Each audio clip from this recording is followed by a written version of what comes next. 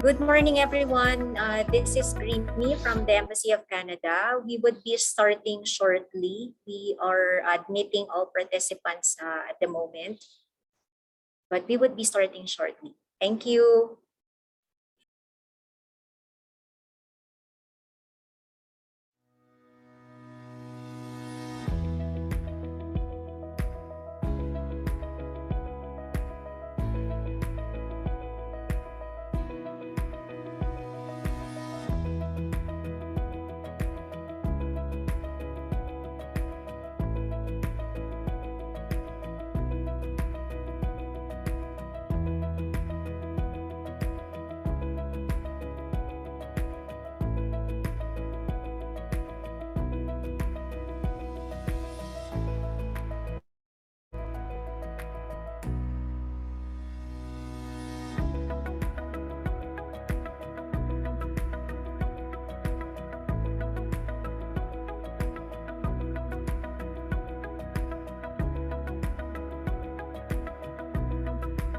Let's try. Testing.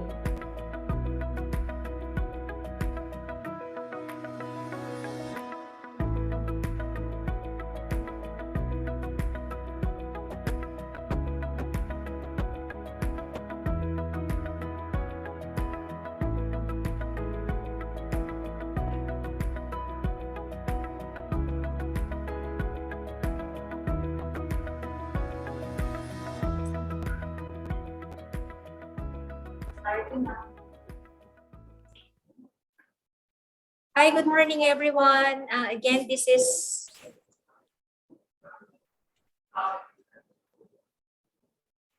Greeny from the Embassy of Canada. We are starting the program in a few minutes. To get us on with the program, may I now call on Sonia Pandey. She would be our host for today. Over to you, Sonia. Greetings from Manila. Bonjour, bonsoir.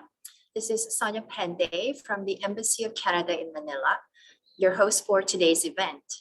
Je suis Sonia Pandey de l'Ambassade du Canada à Manille, votre animatrice pour l'événement d'aujourd'hui.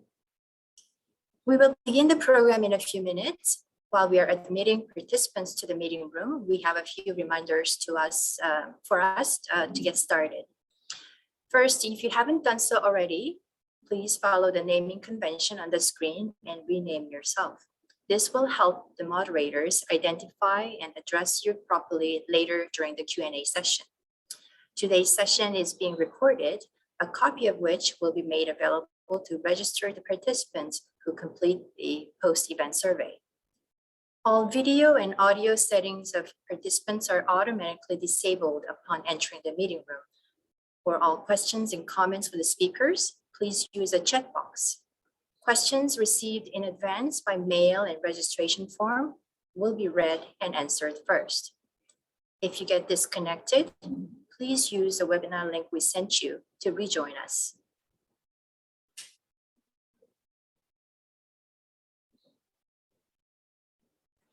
A number of you may be familiar with the in-Canada version of the Business Opportunities Seminar. This event is very similar to that, only better. We have enhanced the delivery and approach to make it more relevant to our participants' interest. Today's International Financial Institutions Business Opportunities Seminar, or IFI BOS, will focus on opportunities in the energy and water sectors in Southeast Asia with the Asian Development Bank, Asian Infrastructure Investment Bank, and the World Bank. Our Office of the Liaison with the IFIs, or OLIFI, team has attempted to address what we think are the most likely areas of interest for our audience in terms of geographic coverage and sectors of focus. Not every topic is going to be covered today. However, we see this as an excellent opportunity to connect and follow with you after the event. We have a full program for you today. Each of the IFIs is represented by energy and water sector experts who will deliver their presentations in a short while. We encourage you to actively participate in order to gain greater awareness and understanding of IFI procurement opportunities and operations, to leverage this opportunity to engage our guest speakers, to learn from peers through insights shared during the Q&A session, and to reach out to the Olufi team for support as you plan, build, and pursue an actionable pipeline of projects.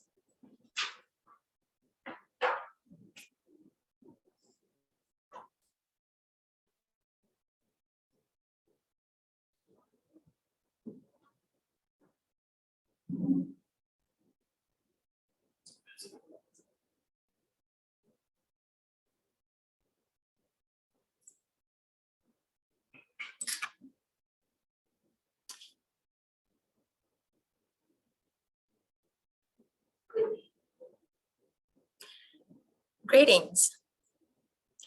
Greetings to those who have just joined in. Salut tout le monde. I'm Sonia Pende, Commercial Counselor and Trade Commissioner at the Embassy of Canada in Manila.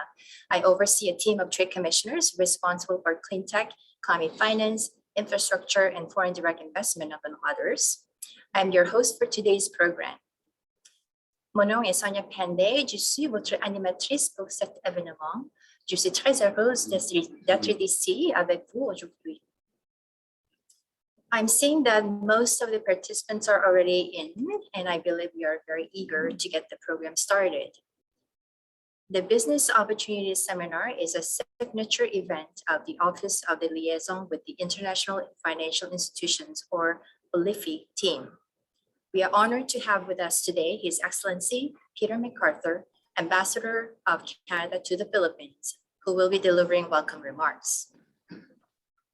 Ambassador Peter MacArthur began his assignment in the Philippines in February 2020 and is no stranger to the region. His Asia-Pacific assignments began as Trade Commissioner in Moscow, focused on the then USSR and Mongolia, prior to postings in New Delhi and Mumbai as Consul in India. He was seconded to Australia's Department of Foreign Affairs and Trade in Canberra, where he worked in the OECD G7 section and the East Asia Analytical Unit.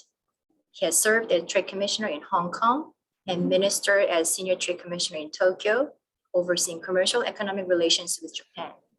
He was Canada's senior official at APAC from 2015 to 2018, and most recently served as Ambassador to Indonesia, Timor-Leste from 2016 to 2019. Dear colleagues from the IFIs, Canadian Trade Commissioner Service Offices in the region and in Canada, guests, please join me in welcoming Ambassador Peter MacArthur.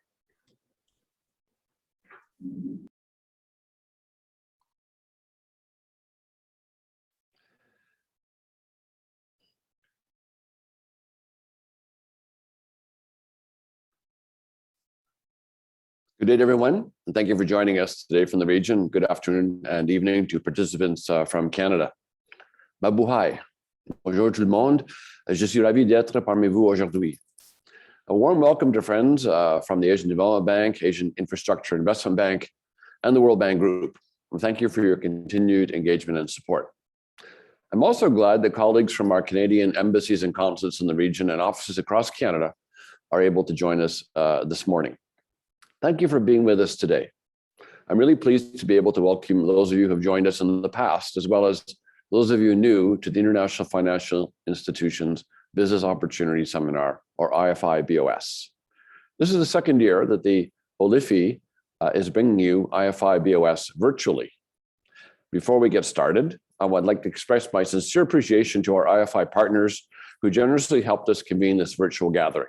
My special thanks to Chris Panda, Executive Director for Canada, and the BOS team at the ADB, and our lead partner, IDB, to continue delivering IFI events, albeit virtually.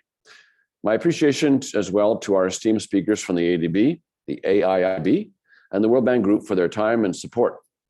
Our OLIFI team did an excellent job in bringing together an impressive lineup of energy and water sector experts for today's program. My appreciation too to our colleagues from our diplomatic missions in Ho Chi Minh City and Jakarta. Thank you very much for your valuable contribution to this program. In today's event, I would like to focus on two things. One, Canada being a world leader in the development and deployment of cost-effective environmental solutions. And two, equipping better our Canadian clean technology companies with relevant information and practical advice to seize business opportunities in this region with the IFIs. This is all more important in the wake of the COP26 meetings in Glasgow and the consequent commitments to protect the environment from climate change-induced degradation of our atmosphere, our forests, oceans, lakes, and rivers. Canada's environmental and renewable technologies are an important catalyst for innovation and investment. From environmental assessments to commercial technologies for water and wastewater treatment, air quality control, solid waste management, hydroelectric power, wind, solar, and ocean energies, bioenergy, hydrogen, and fuel cells for the future. Canada continues to lead the way in the clean tech industry. We're a shareholder in the World Bank, the Asian Development Bank, and the Asian Investment Infrastructure Bank. And this membership permits Canadian companies to compete for contracts related to procurement opportunities financed by these banks. The IFI market presents opportunities for Canadian businesses interested in expanding their international portfolio through IFI-funded procurement. So our OLAFI team, linking Manila here with Beijing and with Washington, as well as our Climate Finance Office for Asia and the Pacific. Through this network, we are able to provide guidance, coaching, and assistance for you to build your IFI business development plan for the region.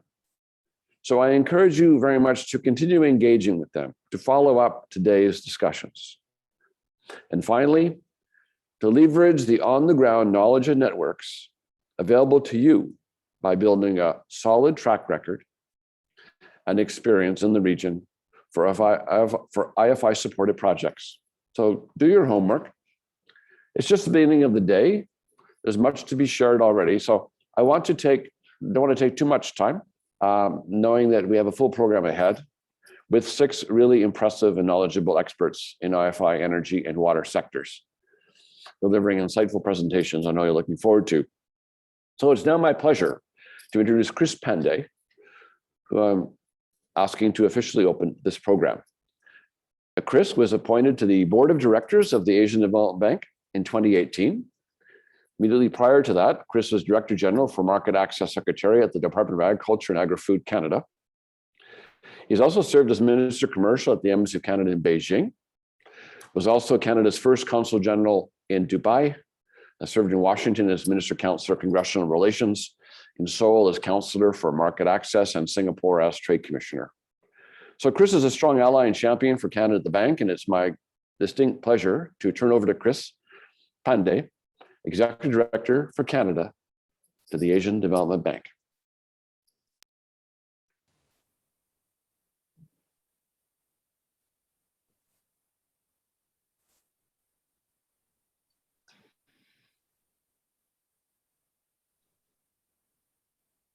Well, while my image is finding its way onto the screen, I will start by thanking Ambassador MacArthur and saying hello to everyone who is investing the time in participating in this event.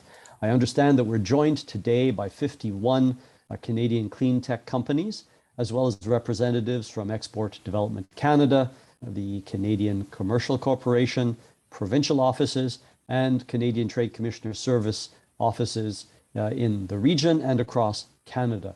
Echoing Ambassador MacArthur's message, welcome to this event.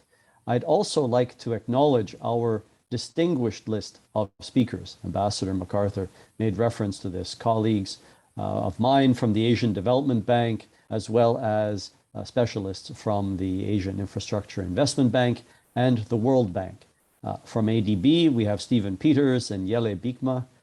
From AIIB, Wan Lifang and Zoe Liao, and from the World Bank, Jie Tang and Sudipto Sarkar. I'd also like to acknowledge the participation of our moderators from the Canadian Trade Commissioner Service offices in Jakarta and Ho Chi Minh, Rupert Tsao, Jakarta, and Christian Ale from Ho Chi Minh. Thank you all for participating. Your collective support has been essential in the staging of this event. Now, while clearly COVID, the pandemic, has had a major impact on projects and our project pipeline over the last 18 to 20 months, businesses are now regaining their footing and adapting to the new normal of commercial operations at a steady pace ADB and all of the MDBs involved today are really focused on supporting the region's recovery from the pandemic by helping developing member countries rebuild in a green, inclusive, and resilient manner. For its part, ADB continues to work hard to support the priorities outlined in its Strategy 2030. In addition, exciting and challenging new climate and energy-related commitments have been made in the context of COP26. And I think all the organizations represented today were active at the recent Glasgow meetings and have a long list of targets to meet. The presentations that you'll hear throughout the program will highlight IFI operations and priorities in Southeast Asia, as well as potential business opportunities in the energy and water sectors in the region. I've been with ADB now, I'm now in my 4th year with the bank, and I'd like to offer some general guidance and pointers for Canadian clean tech companies and other event participants thinking about how best to pursue IFI procurement opportunities. First, I think it will not surprise you if I assert that IFIs are good business partners that present significant business opportunities for Canadian companies. More importantly, they are constantly looking for new suppliers, new technologies, and more effective and/or efficient ways to address the problems experienced by developing member countries in the region. For your part, it will be essential that you learn about IFI procurement processes, as well as priority sectors and project pipelines, and invest in building relationships with IFI sector and project teams, both at the headquarters level, whether that be Manila, Beijing, or Washington, or at mission in country. Fortunately, almost everything about our respective priorities, strategies, and project pipelines is online and available for your review. Ambassador made reference to this, Sanja made reference to this as well. You are highly encouraged to reach out and really leverage the support and services of the OLIFI teams in key Canadian Trade Commissioner Service offices in the region, as well as outside the region in Canada and in Washington, for coaching and assistance. These offices represent one of the biggest competitive advantages that Canadian companies have in pursuing procurement opportunities through the provision of customized support, contacts, and information on how to do business. Speaking about how to do business, I think we all understand that it takes a network of partners and contacts in market to pursue contracts, whether in Canada or abroad. Local knowledge is essential for success. Very practically, how can you price things and estimate time requirements without detailed knowledge of local operating conditions? And this network, both that you create as well as the OLIFI teams and trade commissioners in market, are key purveyors of knowledge on how to do that business. To sum up, from my experience, success with IFI procurement, like with so many other areas of business, requires the investment of time and resources, a long-term commitment, and a lot of patience. And the OLIFI teams and in-market trade commissioners can be major force multipliers in support of your efforts. In closing, I'd like to congratulate the organizers of this event for what I am sure will be a very practical and useful experience for all participants.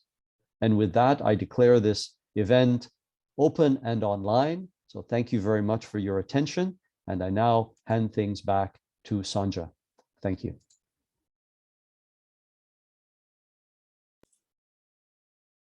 Thank you, Chris. We'll now begin today's program with the energy session, which will be moderated by Mr. Rupert Tao, First Secretary for Trade and Investment at the Embassy of Canada in Jakarta. Rupert manages a team of trade commissioners covering infrastructure, ICT, aerospace, clean tech, and education. He was previously posted to Taipei, Guangzhou, and Shanghai. At headquarters in Ottawa, he had assignments in the Office of the Minister of International Trade, the Invest in Canada Bureau, and the Trade Policy Negotiations Division for Asia. Rupert, over to you. Thank you, Sanja. Good morning, everyone. It's my great pleasure to be here and be part of the energy session, priority sector for Canada and the IFIs. The IFIs are important actors and have long been involved in this sector. They are key actors in global energy governance and in Asia in spreading new ideas about technology, regulation, policy, and service delivery as they invest in new energy infrastructure. They also catalyze low carbon energy security and climate and disaster resilience developments in the region. ADB, AIIB, and World Bank are at the forefront in assisting the region's recovery from the pandemic and ensuring that its developing member countries rebuild in green, inclusive, and resilient manner. Echoing Executive Director Chris Pandey's note earlier, IFIs, like the Asian Development Bank, have put it in new climate and energy commitments for the region in the context of the recently concluded COP26. The energy sector is likewise very important to Canada. Canadian companies have demonstrated expertise in renewable energy generation, such as solar, hydro, waste to energy, and wind, electricity transmission systems, and power distribution. Canadian strengths and expertise equally extend in services such as project development and management, engineering, and consulting. Market-proven capabilities in services and products coupled with project delivery expertise make Canadian firms stand out internationally. Canada has had a long-standing track record in the successful use of clean technologies and has developed key supply mix strategies to integrate traditional and decentralized systems. Proven Canadian strengths include large-scale hydroelectric project experience, including transmission to mitigate risk and deliver output efficiencies, small hydro development with low environmental impact and low cost per kilowatt hour, decentralized energy sources such as solar and wind integration, including asset management systems, and strong R&D networks for diverse, challenging physical environments. Where I am here in Indonesia, it is one of the priority markets for Canada in the Southeast Asian region. It has the largest economy in Southeast Asia with an annual average GDP growth rate of 5% over the last decade. As one of the world's largest greenhouse gas emitters, Indonesia can play a key role in addressing climate change. The government aims to reduce the country's emissions by at least 29% by 2030.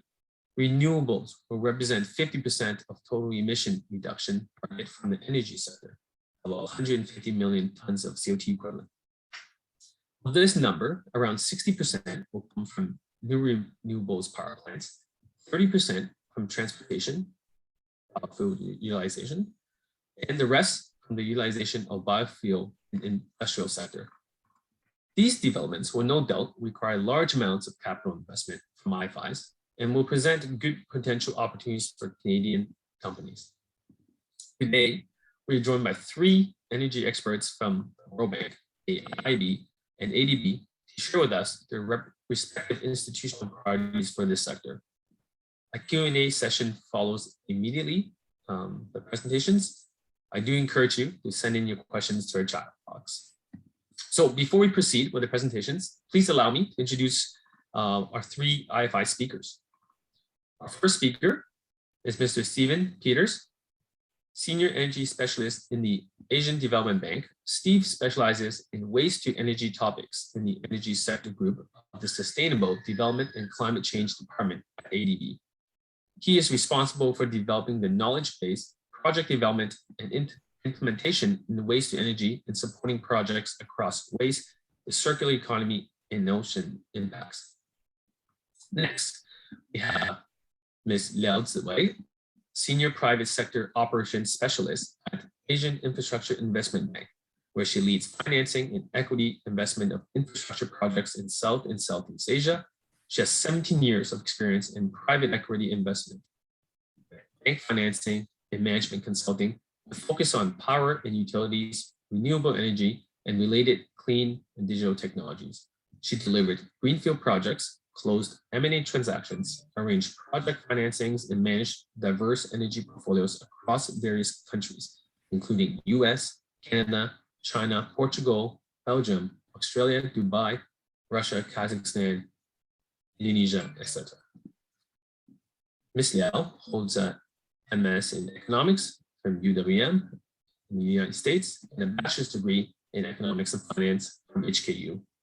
She is a CFA charter holder and a certified FRM. Finally, our third presenter is Mr. Dong Jie, Practice Manager for the Energy and Extractive Global Practice at the World Bank. He's in charge of the bank's energy programs, covering 26 countries in East Asia and Pacific region. He joined the World Bank in 2001 as a young professional and has recently held the positions of Lead Energy Specialist, Program Leader for Energy Transport ICT, and Practice Manager. Before joining the World Bank, he worked for 15 years on China Three Gorges Dam project on various technical and managerial positions, including Senior Power Engineer, Division Director for Mechanical and Electrical Engineering, and the Assistant to the Vice Chairman of the State Council Three Gorges Project Committee. And with this, please join me in welcoming our first speaker, Mr. Stephen Peters from the Asian Development Bank. Thank you very much, Rupert.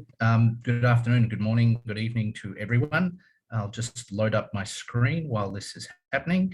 I'd like to thank the Government of Canada for their kind invitation to let us present. So what I'm going to talk about today is ADB's energy sector, which is a fairly broad encompassing activity, but actually it breaks down to a number of simple spotlights.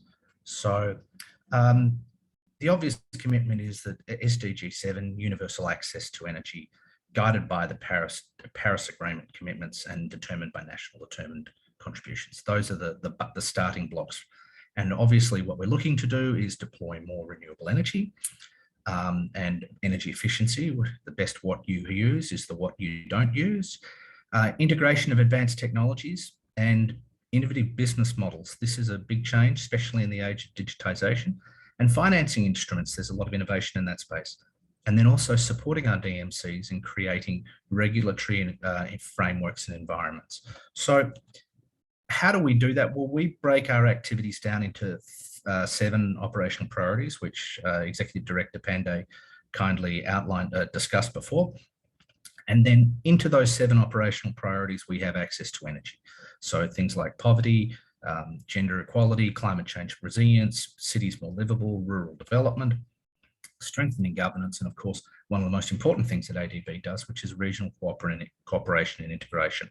And this is extremely important, especially in areas like central west parts of our activities. So there's a range of activities that we can do. But typically in the last 10 years, ADB's activities have sort of been split 50-50 between clean energy and transmission and distribution. And that clean energy was traditionally renewable energy, energy efficiency, and a lot of fuel switching. Now, given what's going on with the delinking and the increased corporate ambition with regards to complying to Paris, we think that there'll be a change, significant change in this business model, and we'll be doing more on clean energy and less on distribution. So historically, the numbers in blue are the numbers that ADB has lent, and it's a significant amount. And you'll see in 2020 we had a big jump in the amount of money we lent. And then the energy sector is in brown, and clean investment is in green. Now you'd be probably surprised to see clean investment going down, specifically in 2018 and 2019. It's a direct result of the collapse of the price of solar. And governments don't need ADB to support them doing solar projects. The private industry can do that. So where ADB tries to put itself is in front of the curve where governments need assistance to spark or engage activities. And then that's followed on by the private sector. So there are opportunities for Canadian companies to come in and use ADB's skill set and financing to roll out new technology solutions. So we talked a little bit about regions before. That line in blue, the Central West Asia, which is basically everything with a stan, including Pakistan, Armenia and Georgia and a number of locations. East Asia, which is the People's Republic of China and Mongolia. The Pacific, which is an enormous area. I'm doing a lot of work in the Pacific. South Asia, which is basically the SAARC countries minus Pakistan. Southeast Asia, which is basically ASEAN. And then we have private sector engagement. So you'll see that the finance, climate finance is broken down between mitigation and adaptation and transmission and distribution. So this is a sort of picture of where we're putting money and how we're deploying it. This is looking at the energy sector progress in energy access. Sorry, my apologies. I'll go back to that. Energy access, and energy access is, obviously a very important part. We helped get 10 million households access to energy in 2020, which and basically nearly 36 million households from 2008. So that's an important part of our activity. So how are we going on greenhouse gases? Well, 6.9 million tonnes in 2020. Climate finance. Now, climate finance is governed by some rules that the international finance institutions agree. There was a new set released just before COP, and you can look at them under the common principles, and they talk about what complies with climate finance and what doesn't. Climate finance is an important tool for reaching Paris goals because it is agreement on what we think is the priorities. So I'll share a link with that in the chat after my presentation. So where I work in the energy group. So we don't work in direct lending. We support the direct lending, whether it's through the various regional departments. And we have a number of activities. We do a lot of handbook work and guidance notes. We're just working on a guidance note for waste to energy at the moment, actually. And we've released a number of a lot of information which is available on the website. Quite a lot of that has case studies, so you can get a feel for what's been done and what's going on. We write a lot of technical notes, op-eds and blogs. Been involved in a number of them. One of managing infectious medical waste during COVID-19. There was a concern about that. And then workshops and collaborations. So that's, the Asian Energy Clean Energy Forum, which is the flagship energy event for ADB. And then looking at doing activities in other conferences and, of course, supporting activities like this BOS. So innovation in clean tech. What are we looking at? Well, at the moment, we're looking at smart grids, energy storage, green and low carbon hydrogen. We're not so keen on blue hydrogen for obvious reasons, but smart technologies and digitization have a very strong component in energy. And this is some of the locations where we're doing some activities in these projects. All of these projects are available on adb.org. You can look up by country, you can look up by technology, there's a number of activities, and I think that will be taken through later by one of the other folks. So what are we looking to do? What did we look to do? We did 4.2 billion in 2020, as I said, 50-50. And clean energy is currently about 50%. We'd like to try and do $5 billion a year, but to do that, we need to find new projects. We need to find new entry points. So that's very important for me to talk to all of you today, because I'm sure many of you have technologies that can be trialed and used in our developing member countries. So here's some indicative projects. I won't go into all of them, but looking at e-buses, geothermal expansions, energy efficiency, low carbon transformation. These are a number of the activities and this is again all searchable on ADB's website. We publish everything. So what's going forward? I mentioned it before. We're going to do more work on clean energy investments. So looking at things beyond solar PV and onshore wind, looking at offshore wind at the moment, looking at hydrogen, looking at a range of activities. And then developing sectors, projects with other sectors. So that's looking at things where we can hub activities and look at the use case of energy. So it's not necessarily that we're going to build a large power plant or we're going to build a large distribution network with as requested by our DMCs, but actually it will be that we are looking to identify where we can meet an energy need. One of the other things is looking at flexibility and resilience. Resilience is a big issue, especially in a number of our countries which continually get hammered by natural disasters. So having energy systems that are flexible, but also make use of ICT and apps and the internet is very important. And then the final thing is strengthening the multi-sectoral approach. Now, when we mean by multi-sectoral, we don't mean just energy or urban or water or climate change, but engaging across all of those activities. So there tended to be a risk of siloing activities into big power stations and big distribution networks, as I said before. part of our activities in the next 10 years will be to break that down. And that's actually, I'm actively involved in that work with waste to energy and the circular economy. So one of the things we did was we were required to review our energy policy, which was originally the previous version was in 2009. And obviously a lot's happened since 2009. So we went through a very large process of consultation. And there were basically 5 important policy principles we came out, and I'd like to read them out. They're important. Securing energy for a prosperous, inclusive Asia and the Pacific. That's a really important goal for the bank. Building sustainable and resilient energy future. So that means, you know, having flexibility, being future oriented, being business oriented, supporting institutions, private sector participation and good governance. So engaging and developing new business models. Promoting regional cooperation and integration. I mentioned that before, that RCI, or Regional Cooperation and Integration, is part of ADB's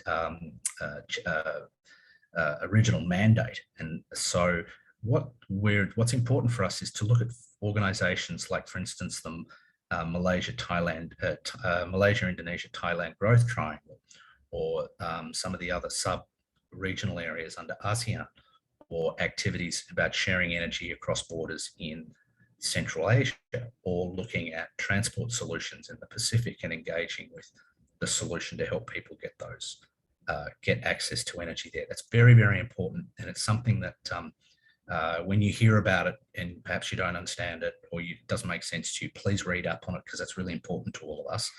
And then integrating cross-sector operations to maximize development impact. Doing activities which are not sort of linear or focused on one particular area, but looking at activities that actually create the 10x or the, you know, the things that will be major impacts. And those impacts need to be important. It's not about making particular people in Asia rich. It's about helping people get out of poverty. And both of those aims can happen, but we need to manage that process. So as part of that, we have to obviously deploy renewable energy. We have to pursue strategic decarbonisation and phase out of coal. And I noticed people asked a question about energy, the ETM, energy transition mechanism, which we'll talk about in the questions. Increasing climate resilience of infrastructure and ensuring a just transition. These are all important components of the policy. The policy is on the link you see on the presentation. And I suggest that you do that, look at that. So in my area, I just wanted to do a final slide on this, is what are the implications for waste to energy? Executive Director Pandey and I have had many discussions about waste to energy. This was a very important component of the energy policy review. And it's important that we look at building infrastructure, which is for the benefit of everyone in society. I know large waste to energy projects do provide a sustainable support for sanitation. However, they tend to cut out activities like recycling, upcycling, and other new business models. So we've done a lot of work in explaining what we want to do. And clause para 71 of that, the energy policy sort of outlines that, but there's key points, you know, waste hierarchy, circular economy, livelihoods, best international available technology. Big shout out to Canada on that one, because I think you have a lot to offer in that area. Compliance to international conventions. But we're looking at other activities. For instance, eco-industrial parks. We recently completed a loan through the private sector group for eco-industrial parks with a major incineration developer in China. And that was a good model because it sort of provided an appropriate size and made space for recycling and value creation. But there'll be an increased use of biofuels, biogas, biorenewable energy value additions, hydrogen, waste to hydrogen, all of these types of activities. We're very interested in, not just from waste, but from biomass as well. Obviously, these things have to be compliant with nationally determined contributions, and we need to keep those in mind. But that's a very, very important part of the new energy policy. And then digitization, doing some work at the moment on digitization of waste. We'd be very interested to hear if anybody has any solutions looking at apps for tracking waste or engaging with communities. We're very actively engaged in that right now. So what constitutes best practice? I suppose San Francisco would be the gold standard, where they recycle 80% and 20% goes to landfill. But not every city will have that level of community engagement that San Francisco has. And a number of our cities are, especially in developing Asia, are a little bit more complicated and harder to work in. And it's harder to get people on side. So we've released a target saying 8% landfill, 30% waste to energy, and then the balance in recycling, bioenergy, upcycling, and those activities. Obviously, there'll be some cities where we might need to go higher, but we would frown upon any solution which was more than 50% of the daily waste. What I haven't put in here is things like landfill mining and some of these other activities, which would also be interesting to us. So I've got the last 30 seconds. I just wanted to say that you can engage with us through tenders, through the procurement process, but you can also engage through us with knowledge and piloting. We're very interested to hear, especially if you've got a solution which may have a significant development impact and help people's lives. We'd be very interested to hear about it. So on that note, thank you very much. I'm very easy to contact via email, and thank you for the opportunity. Back to you, Rupert. Thank you very much, Steve, for the excellent presentation. Before I move on to the next speaker, I just want to remind everybody, please, I do encourage you to submit any questions you may have in the chat box, and we'll certainly get to it following all the presentations. So this time, I would like to please call on Ms. Liao Ziwei from AIIB to the virtual stage. Hi, Ms. Liao, are you there? Yes, I'm here. Can you hear me? Okay, great. All right, good morning, good afternoon, and good evening, dear guests and audience. First of all, I also like to extend my great appreciation to Government of Canada for this great opportunity to join this event.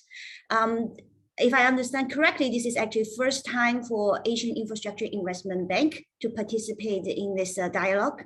So I will take maybe a few minutes to introduce AIIB first and our corporate strategy, and then I will talk more about the energy sector.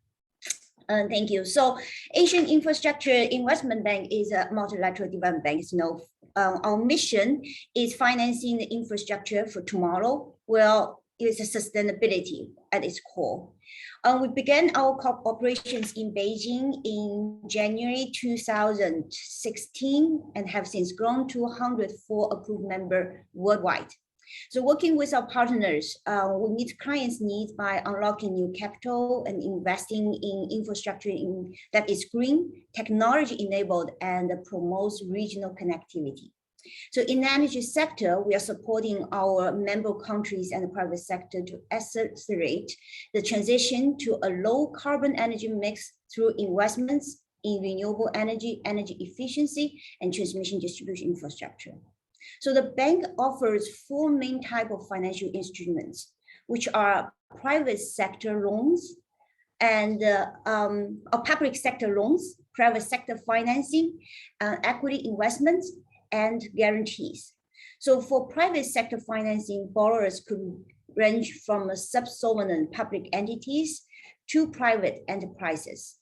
So the terms and the conditions will be set on a commercial basis and reflect the expected risk to the bank and the market conditions. The bank has also developed an equity strategy, which outlines the bank will consider making equity investment where clear potential exit strategies are present and acceptable IRR, internal rate of return, is projected. So the bank expects to play a role of a minority investor and should not take a controlling interest in a target entity or enterprise. So, and partial debt guarantee is also available to clients now. So the product is currently introduced for private sector operations and incorporates partial and unfunded risk participations. So for the capital headroom exposure, the guarantee will be treated in a very much similar way as loans. Last September, as AIIB was approaching its 5th anniversary, we adopted the bank's first corporate strategy, which clarifies the bank's strategic choices for its growth phase in the next 10 years and set a clear focus on financing infrastructure for tomorrow in Asia. So the bank has committed to target at least a 50% share of its climate finance in actual financing approvals by 2025 and estimates its climate financing approval to be at least $50 billion by 2030. The COP strategy also sets a clear focus on adding value through one or more of the four cross-cutting thematic priorities, which one of this is green infrastructure. So AIIB will then align its operations with goals of the Paris Agreement by July 1st, 2023, with a plan to enhance investments in the climate adaptation and resilience for low-income members and foster emerging technologies to drive actions on climate change. AIIB also joined other MDBs, announced a collective climate ambition, which is a joint statement at COP26. So MDB should also have a very key role in mobilizing private climate financing in emerging markets. So in Asia, we have delivered several innovative initiatives that contribute to the development of financial markets for climate, green, and ESG bonds. For example, the Asian Climate Bond Portfolio, Asia ESG Enhanced Credit Manager Portfolio. So when come down to AIIB's energy sector strategy, is actually one of our first sector strategy of the bank. Given the rapid development of the sector and increasing demand of the energy transition of our member countries, we are currently updating our energy strategy to better align with the latest developments. And our sustainable energy for Asian targets sets out a clean framework for us to invest in the energy project and to increase access to clean, safe, and reliable electricity for people in Asia. Because as we see, Asia still faces tremendous energy challenges. So as of 2019, still 86% of primary energy demand drives from fossil fuels, and about 143 million people still without electricity. And more than 1.5 billion without access to clean cooking facilities. And it contributes to almost 49% of the global energy kind of emission. Looking into the future, we do see that Asia is also a place with a huge kind of potential for energy development transition, and even a place for innovation. We hope we can support AIIB members, to develop their energy infrastructure, increase access, transition to low carbon energy mix, and meet their international commitments. We have 6 guiding principles in our energy strategy, which are promote energy access and security, realizing energy efficiency potential, reduce the carbon intensity of energy supply, and also managing local regional pollution. At the same time, catalyze the private capital, which we see is a very important role that MDB should be playing, and of course, promote regional cooperation and connectivity. So as of September this year, what we have done, so we have invested a total $5 billion directly in 28 energy projects, which account for about 18% of AIIB's whole approved portfolio. And about 71% of the total power capacity financed by the bank is renewable energy, and 25% of the total approved loan amount for energy projects is for energy efficiency. So on average, we calculate we invest about 900 megawatts of renewable energy every year over the last 5 years, and at least 620 million US dollar investment in low carbon energy through financial intermediaries, such as equity fund investment and the platforms.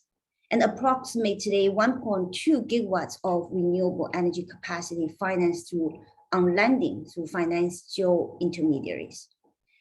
And since we are the regional focus today is Southeast Asia, so here I would like to talk a little bit more about what we have done in this particular region.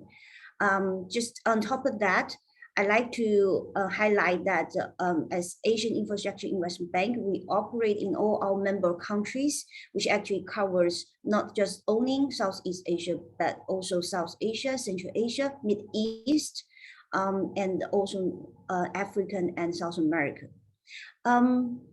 In particular, in Southeast Asia, we have basically focusing on the countries where we see the energy kind of the emissions and the energy transitions that is the most needed, and the energy demand and access is also very much urgently required. Taking an example of Indonesia, Indonesia is still continuing to the first largest emission country in the world, and they set the national determined contribution, which outlines the country's commitment as part of this 2050 Paris Agreement to reduce greenhouse gas emissions by 29% on its own efforts and up to 41% with international support. So by 20, and as compared to the business as usual case, of course. And furthermore, the government of Indonesia also has set a long-term strategy for low carbon and climate resilience 2050, which targets for carbon neutrality by 2060 or sooner. So during the COP26, the largest state-owned power utility company, PLN, also made a claim that they do need investment and financing support in order for them to achieve this target and to realize the carbon neutrality goal set by the government. Also, in Vietnam, we noticed the recent draft National Power Development Plan, version 8, which had a particular focus, on renewable energy and transmission distribution improvements in their plan and targets. So slightly different from the structure what ADB has presented. In AIIB, our team is a team that do project. So we source and develop and execute a project. In the same time, we also can kick into the energy sector of work as a part of our dialogue and the conversation with the government. We basically will target on the countries and projects that we can immediately and act on and contribute, our financing and the support to realize the result of the project. So early this year, we have approved the first energy project in Indonesia that's to support PLN, the only state-owned enterprise in power sector, to strengthen the East Java and the Bali distribution network. And the project will improve the quality of power supply by reducing the frequency and duration of power interruptions. And just a few weeks ago, AIB also approved its first energy project in Vietnam, where the project involves the refinancing of the existing debt of 125 megawatts on hydropower plant in central Vietnam. The hydropower plant has already been built and is in operation since 2014. The refinancing is help the project to better improve its ENS standards and also to release the project from the government guarantees. With that said, we also currently working on several more energy projects in Indonesia and Vietnam in particular, and also Thailand and Laos and Philippines. For example, in Indonesia, we are actually looking to co-finance with the World Bank on the country's the first pumped storage hydropower project. And also we're looking to support the development of a geothermal power project in the country, where the country has a tremendous resource and potential on that. For Vietnam, we are working on right now several wind power projects, and both onshore and offshore. Well, we can see that Vietnam is a country with one of the country with the rapid economic growth and power demand growth. And with its plan to slow down coal development in the country, it's really important to find a replacement power capacity for the country. Well, wind power is definitely one of the best options for the country. With that said, also, Vietnam includes several gas power projects in their national kind of planning, which we also will be interested in looking at them. And talking about Thailand, it's actually very insightful to hear ADB focusing its energy policy actually in waste to energy, because that's also what we have seen in huge kind of a demand or need in Southeast Asia. For example, we're working on one in Thailand, and that project basically would dissolve the pressure of the municipals to landfill its waste, being helpful to help, to have a lower the emissions and the clean reducing of the emission. And with that said, we also exploring opportunities in Indonesia for that as well. Laos is a place that we see a huge kind of a hydro potential and for energy, and also we are working on one of the wind project over there with the potential of exporting to the neighbor country.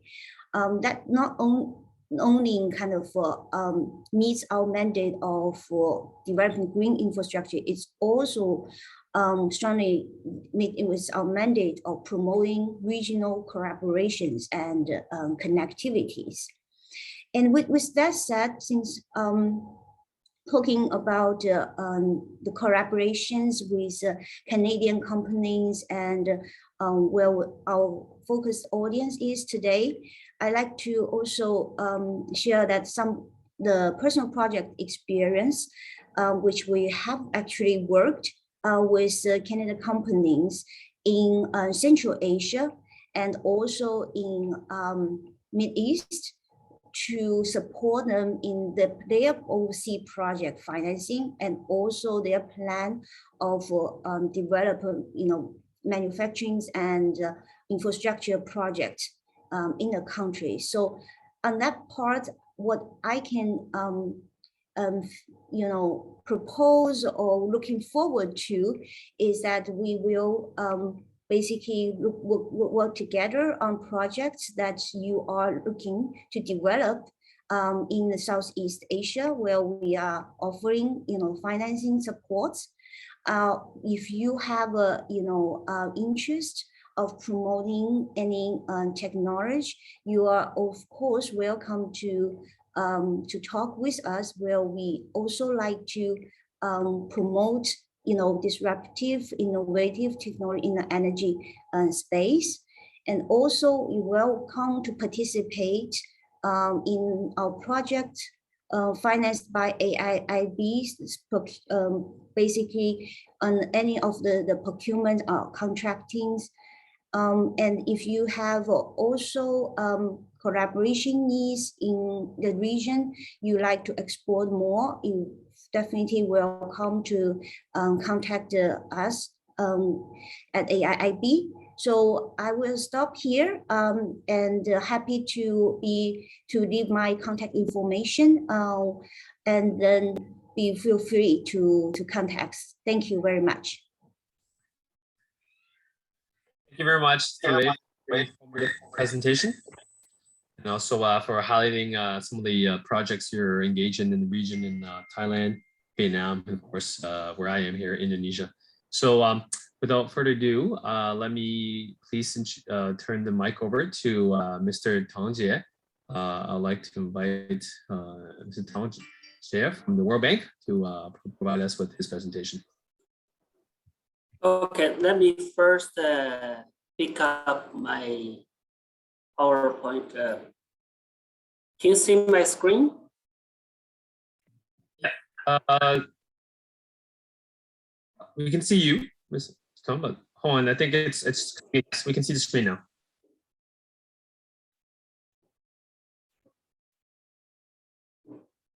You still just see me, right? You did not see my screen share. No, we're seeing your. I'm seeing your screen share now. We can see the presentation, the first page.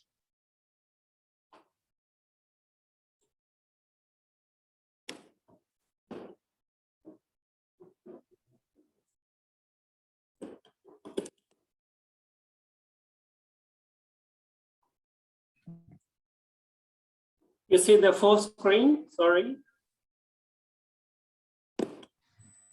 Yes, we can. Okay. Thank you very much. My name is Chetan. I'm practice manager for the energy global practice for East Asia and Pacific region. So today I understand I'm talking with a community, business community from Canada. So I would focus on what are the real opportunity on World Bank engagement in this region, particularly with a view for business opportunities.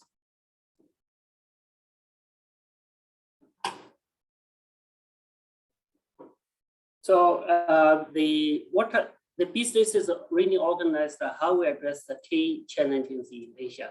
So at the present, you see around 153 million of people have low access to electricity is in Asia, representing 20% of the total number of people who have low access to electricity.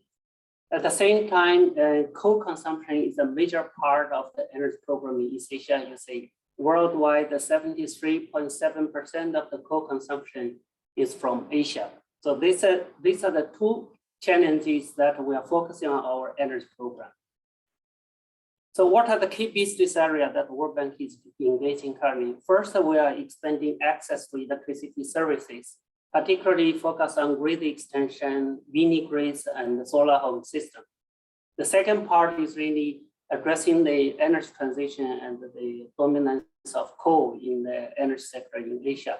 So on the green side, we try to scale up clean energy alternatives and energy efficiency. We focus on policy and regulation. We also make direct investment in this area, also leverage financing from development partners. On the other side, we see there is a critical need for private sectors coming to invest in the clean energy side. So de-risking and mobilized private sector financing is one of the core areas of World Bank engagement in East Asia. With our estimation that just for energy transition to meet the NDC target as committed by the government, in East Asia, we would need between $8 to $12 trillion investment in the energy sector in the next 20 years. And the majority need to come from the private sector. So on one side, while we are scaling up clean energy development and energy efficiency, on the other side, we work closely with the government on policies and recognition how to slow down the coal. Because we understand that we're focusing only on the green side is not enough. Now we also need to address on how to slow down and phasing out coal in the energy sector. So this is another major part of our engagement. At the same time, for energy transition, we will see that the decarbonization need also goes to beyond the energy sector into the industry and particularly in the transport. So one of the key areas that we are working on using the World Bank Group, partnership, right? We are focusing on e-mobility and the electrification in the transport sector and how to bring clean electricity to support this electrification. Also, we are looking for how the disruptive technology can help energy transition, particularly battery storage, green hydrogen, and carbon capture and then the utilization. At the same time, we work closely with the government to ensure a just transition in this process. So we are working with concrete, cases on coal mine closure and coal power plant retiring and the repurposing, particularly with the angle on how to address the macroeconomic impacts, the social impacts, as well as environmental impacts coming along with this energy transition along the whole coal value chain. So then that translates into our investment activities and the technical assistance in the following specific area. First is the electrification, the access, expansion of electrification and access to electricity services. Second is scaling up renewable energy and energy efficiency. And third is really focusing on energy transition as an overall part and ensure just transition. Number four, we are also working on sector governance because a functional sector, energy sector, particularly also the utility performance, is important to ensure all this activity and investment can happen. We also try to improve the national grid, which play a critical role in this process. Disruptive technology, as well as regional power integration. Because for some of the countries, right, the energy transition solution also depending upon importing clean energy from neighboring countries. So on access to electricity, the World Bank engagement is focusing mainly on expansion of the transmission, the distribution network, upgrading the distribution network, and also at the national level, we focus on power system planning. So we have ongoing projects that in Myanmar, Indonesia, and we are preparing a new project in PNG, which we are all focusing on expanding the transmission to distribution network. We are upgrading the distribution network right now in Mongolia, and we are preparing one new project in Lao PDR, and we have ongoing in PNG for upgrading the existing distribution network. It's mainly focused on rehabilitation, digitization, and the automation of automatic controls of the distribution network. So on the planning side, we're providing services, and this will also be a business opportunity for consulting firms, right, on the system planning. For example, the discourse expansion planning in Mongolia, which we are going to launch very shortly. Indonesia, we're preparing the power system master plan under the World Bank funded projects. This will be also another opportunity. In PNG, we have already developed the discourse power system planning. Then under the ongoing projects, there is a services for firms to help updating the discourse power system planning. On renewable energy side, first is really hydropower. We have an ongoing project, which is a pump storage project in Indonesia. It's about 1,000 megawatt. This is in co-finance with AIIB, where Zui just mentioned in her presentation for the AIIB program. So the civil works and goods and services, but just as information for you, all these contracts are already under final stage of procurement. The bid evaluation report is coming to the World Bank and for final approval, including both civil works, goods, as well as services. On hydropower rehabilitation, we are preparing a two-stage hydropower rehabilitation in Philippines, also focusing on 1,000 megawatt 7 dams in a cascade in the Agus River. And we're doing the first phase of 4 out of the 7 dams with the IBRD financing 140 million and together with AFD 70 million. This project may be approved in early next year and will be implemented next year, starting from next year. It will involve contracts for civil works, goods, as well as service, particularly on owners, engineer, and panel of experts. I think this is where the trading can bring a lot of strengths, right? Regarding not only the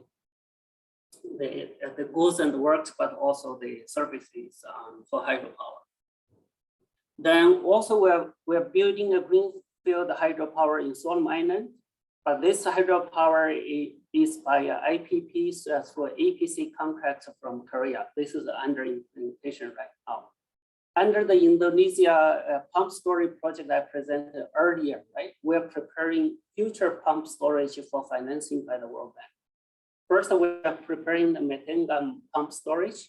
I think the ESIA is already finished. We are going to go to the next stage on detailed design of Metangam pump storage as a part of the preparation for financing by the World Bank later on.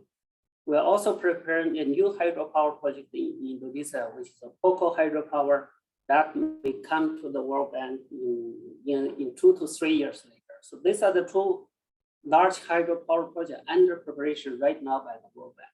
In PNG, we have been preparing the narrow ground hydropower 34 megawatt for quite some years. I think that now we're in the final stage to finalize as well as a bidding document for auction this out to private sector investment.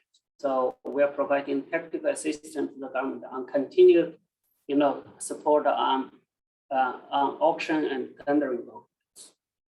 Under the ongoing project, we also have a technical assistance for preparation of a feasibility study of rehabilitation of the ongoing hydro in PNG. There are 4 or 5 hydropower projects that are not operating in their full capacity, and we are preparing the rehabilitation options.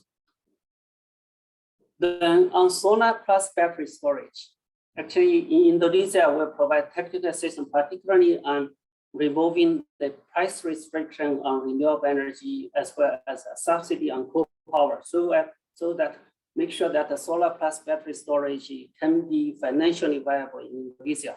So far, there is a very little investment in this area. It's just because of the regulatory framework is not in place. Private sector projects, including World Bank IFC, support the projects, right? Eventually become not financially competitive as coal power in Indonesia, just because of the regulatory barriers. So right now we're working on a 500 million policy known to the Indonesia government, focusing on first policy and the regulatory reforms to create an enabling environment for investment in the renewable energy side. In Vietnam, we are providing similarly technical assistance to the government on moving from FIT to auction. In Myanmar, we are preparing auction tenders for floating solar, but this work has been suspended due to the recent event happening in Myanmar. But this is in our pipeline, right? We're targeting 5, major floating solar sites for auction out to the private sector in the future. In Philippines, we are working together with the EU grant on solar-based mini grids for electrification.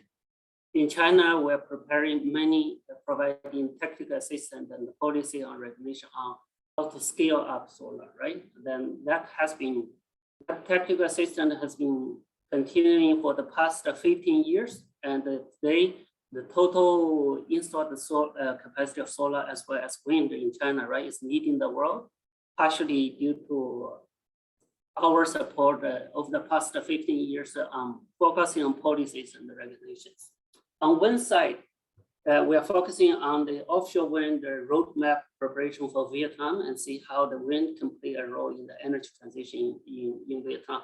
By the way, we are also provide technical assistance how to establish the gas market and also import of LNG, and also gas to power generation in Vietnam. So we're in the upstream policy dialogue with government on how to bring in offshore wind, solar together with gas to slow down the coal in Indonesia. In Philippines, we have just completed the offshore wind roadmap, and this study is going to be released very shortly. Then following that, then we're discussing with the government how World Bank can have the offshore wind development in Philippines. On geothermal, we have a investment project on de-risking of investment in upstream exploitation. We provide we have both a public window and private sector window, and for the private sector window, we provide a funding, including grant funding up to 50% to the private sector for exploitation. But the 50% of the grant will be paid back depending on the result. If the result is based on the fair market value of the final result of the exploitation, if it's valuable, then part of the grant will be returned. If the exploitation is unsuccessful, then 50% of the grant will be kept and spent by the private sector. On energy efficiency, we have a scaling up energy efficiency project in Vietnam, particularly focus on partial credit guarantee for private sector to borrow from financial intermediary banks for investment in the energy efficiency side. In Philippines, we also have provided technical assistance on energy efficiency in public building. Then we're pursuing and lending operations on efficiency improvement in energy efficiency in Philippines. In Mongolia, we have an ongoing project under implementation. First, focusing on district heating network rehabilitation to reduce heat losses. And the next step, we're doing a technical assistance on energy efficiency of public buildings, similarly as what we did in Philippines, right? Looking for the next stage investment in the energy efficiency in public buildings.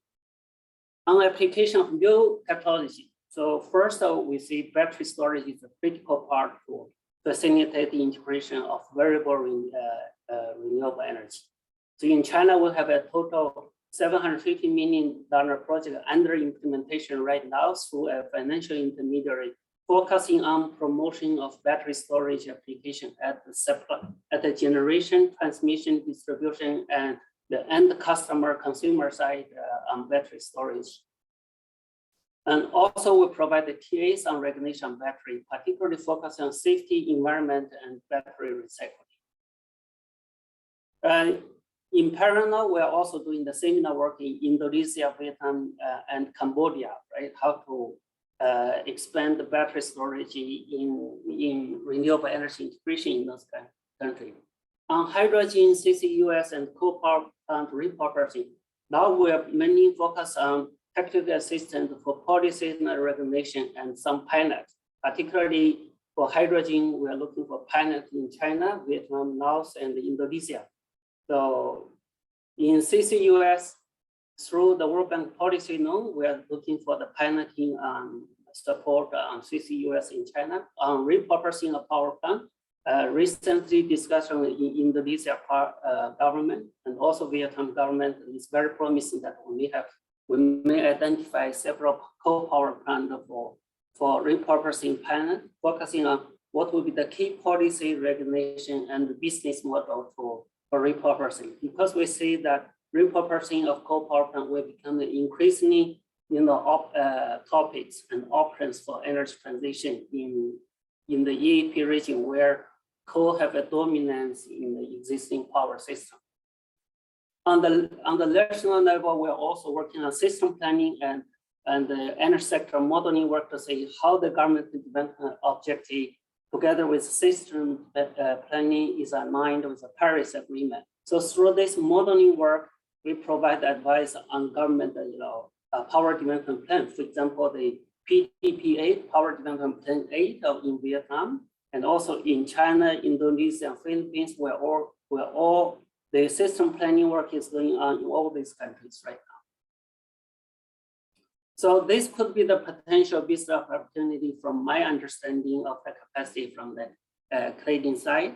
And also, if you are looking for both works and goods and the consulting services, this is a website and into all the World Bank project information where we enforce competitive bidding for selection of suppliers as well as consultants in those areas I just mentioned. Thank you.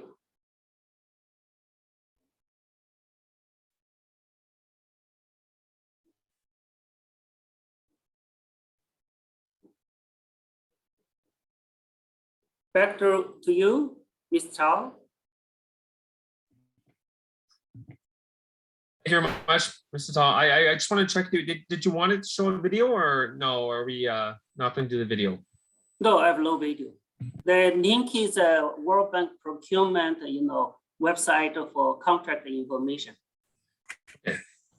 Great. Well, thank you very much again for your presentation and for, of course, listing a number of those projects that you're working on. At this time, I guess what we can move over to the Q&A session. So I'll ask all three speakers to join me, I guess, on the virtual stage, and maybe we'll start taking some of the questions that have been asked. Again, I encourage everyone to please, if you have questions, please do put it into the chat, and we'll try to get to each and every one of them. I'm just looking through here.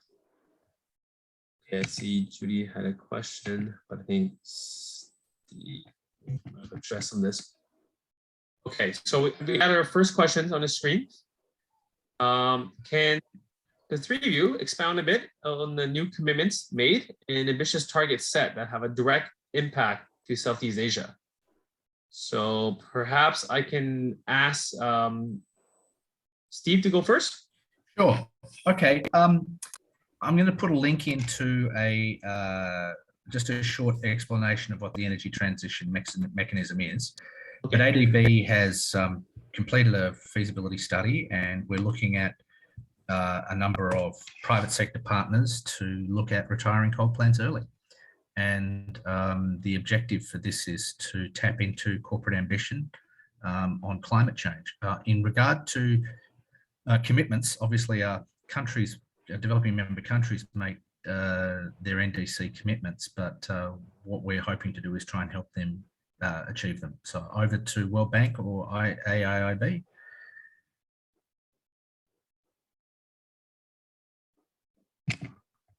Yes. Hi. Do you want to go next? Okay.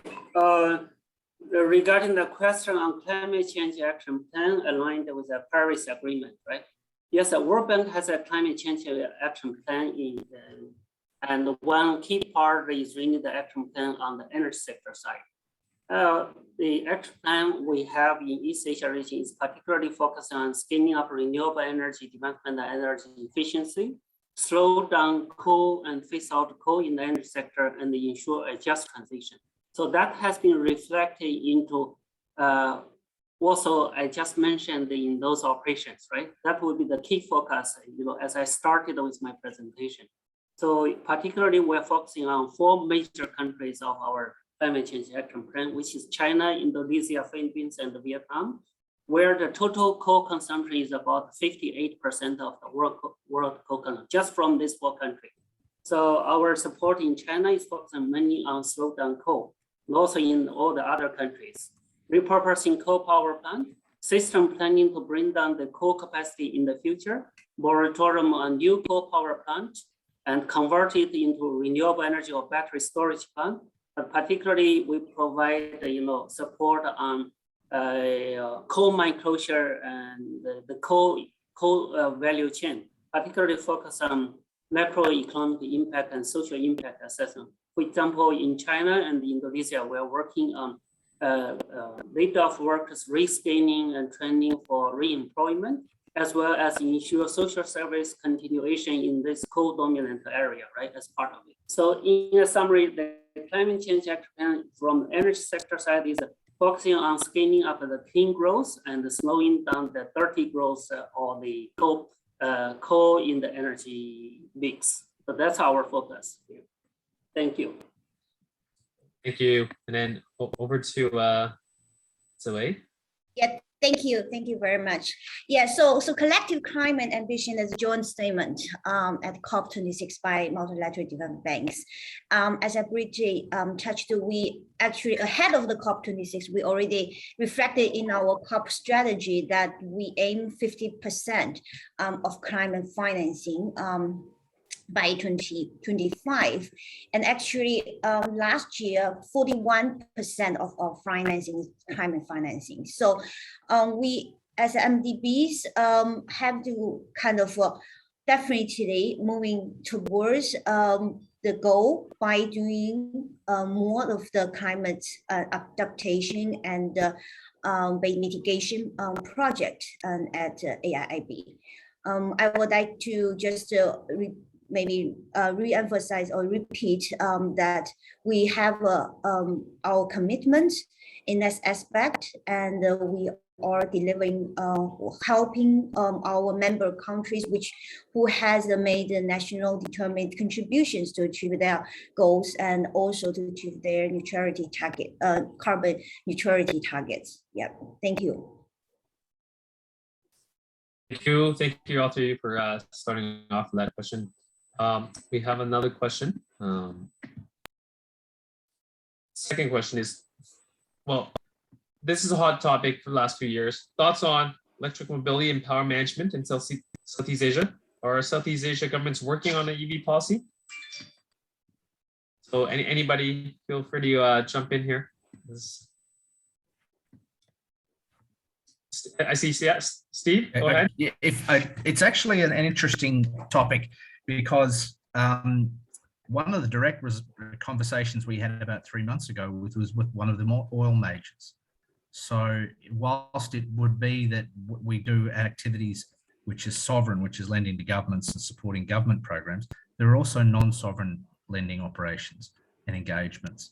And it was very interesting that this oil company came and spoke to us and said, we want to do more in electric mobility. We want to build a business building infrastructure and using the energy on that. And we'd like your thoughts on it. So it's not just, I think what you're going to find is that electric mobility and power management is going to be driven by private sector. And I use the analogy, governments never told you to get a mobile phone, but they helped build the telephone networks. I think you'll find that there's a lot of activities in this space that will be driven by much higher levels of corporate ambition than we've seen in the decade before. And yeah, go ahead. And from World Bank side, I think this is a critical part of our energy and the transport, engagement, particularly in larger countries. In China, we are in the final stage of to complete our technical assistance on integration of the power grid and transport grid as well on the digital 5G platform. So this study has been completed. We're looking for the piloting and investment as a next stage. In Philippines and in Vietnam, the study is going on how e-mobility growth, right, would be have an impact on and the demand on the power grid system side. But just by the way, our data shows in China even have the largest e-vehicles, right? The total electricity consumption by e-vehicles is about 2% of the total power consumption in China, right? Just give you a side. So on other countries, the share is much smaller, but now our study on e-mobility versus the power grid, integration is going on in Philippines and Indonesia. We're going to launch similar study in Indonesia very short. So basically, from the energy sector point of view, we see e-vehicle is a growing demand. Then with this demand, right, on a very distributed area, particularly in area without a power grid, how the energy services can be provided to ensure and support this new demand growing in those countries. That's where we start from the energy angle. And also electrification on the transport side play a critical role as a CO2 emission come mainly also from the transport sector.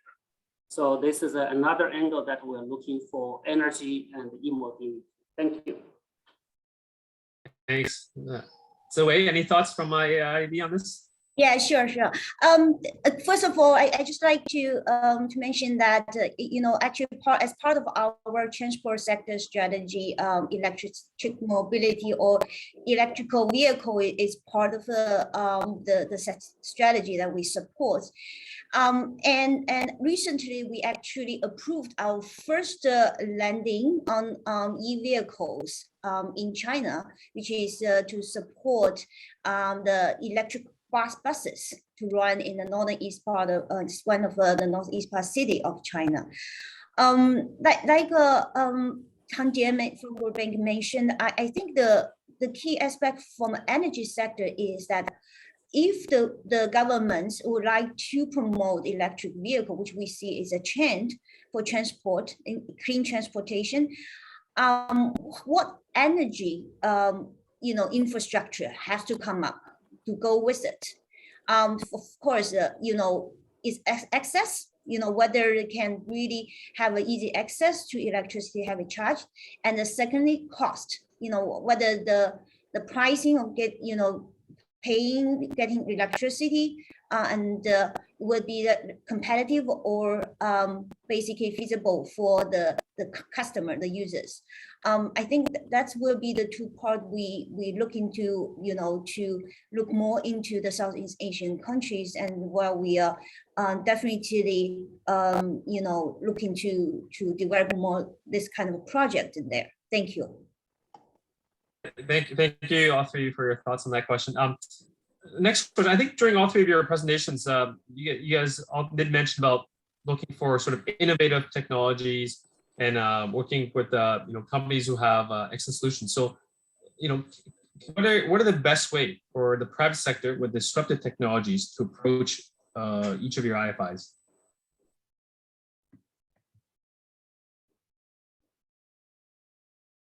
Rupert, who would you like to go first? I've gone first the last three times. Yeah, so let's Mr. Tong, do you want to start us off? Sorry, can you repeat your question again? Yeah, Sorry. absolutely. What is the best way for the private sector with disruptive technologies to approach your IFI?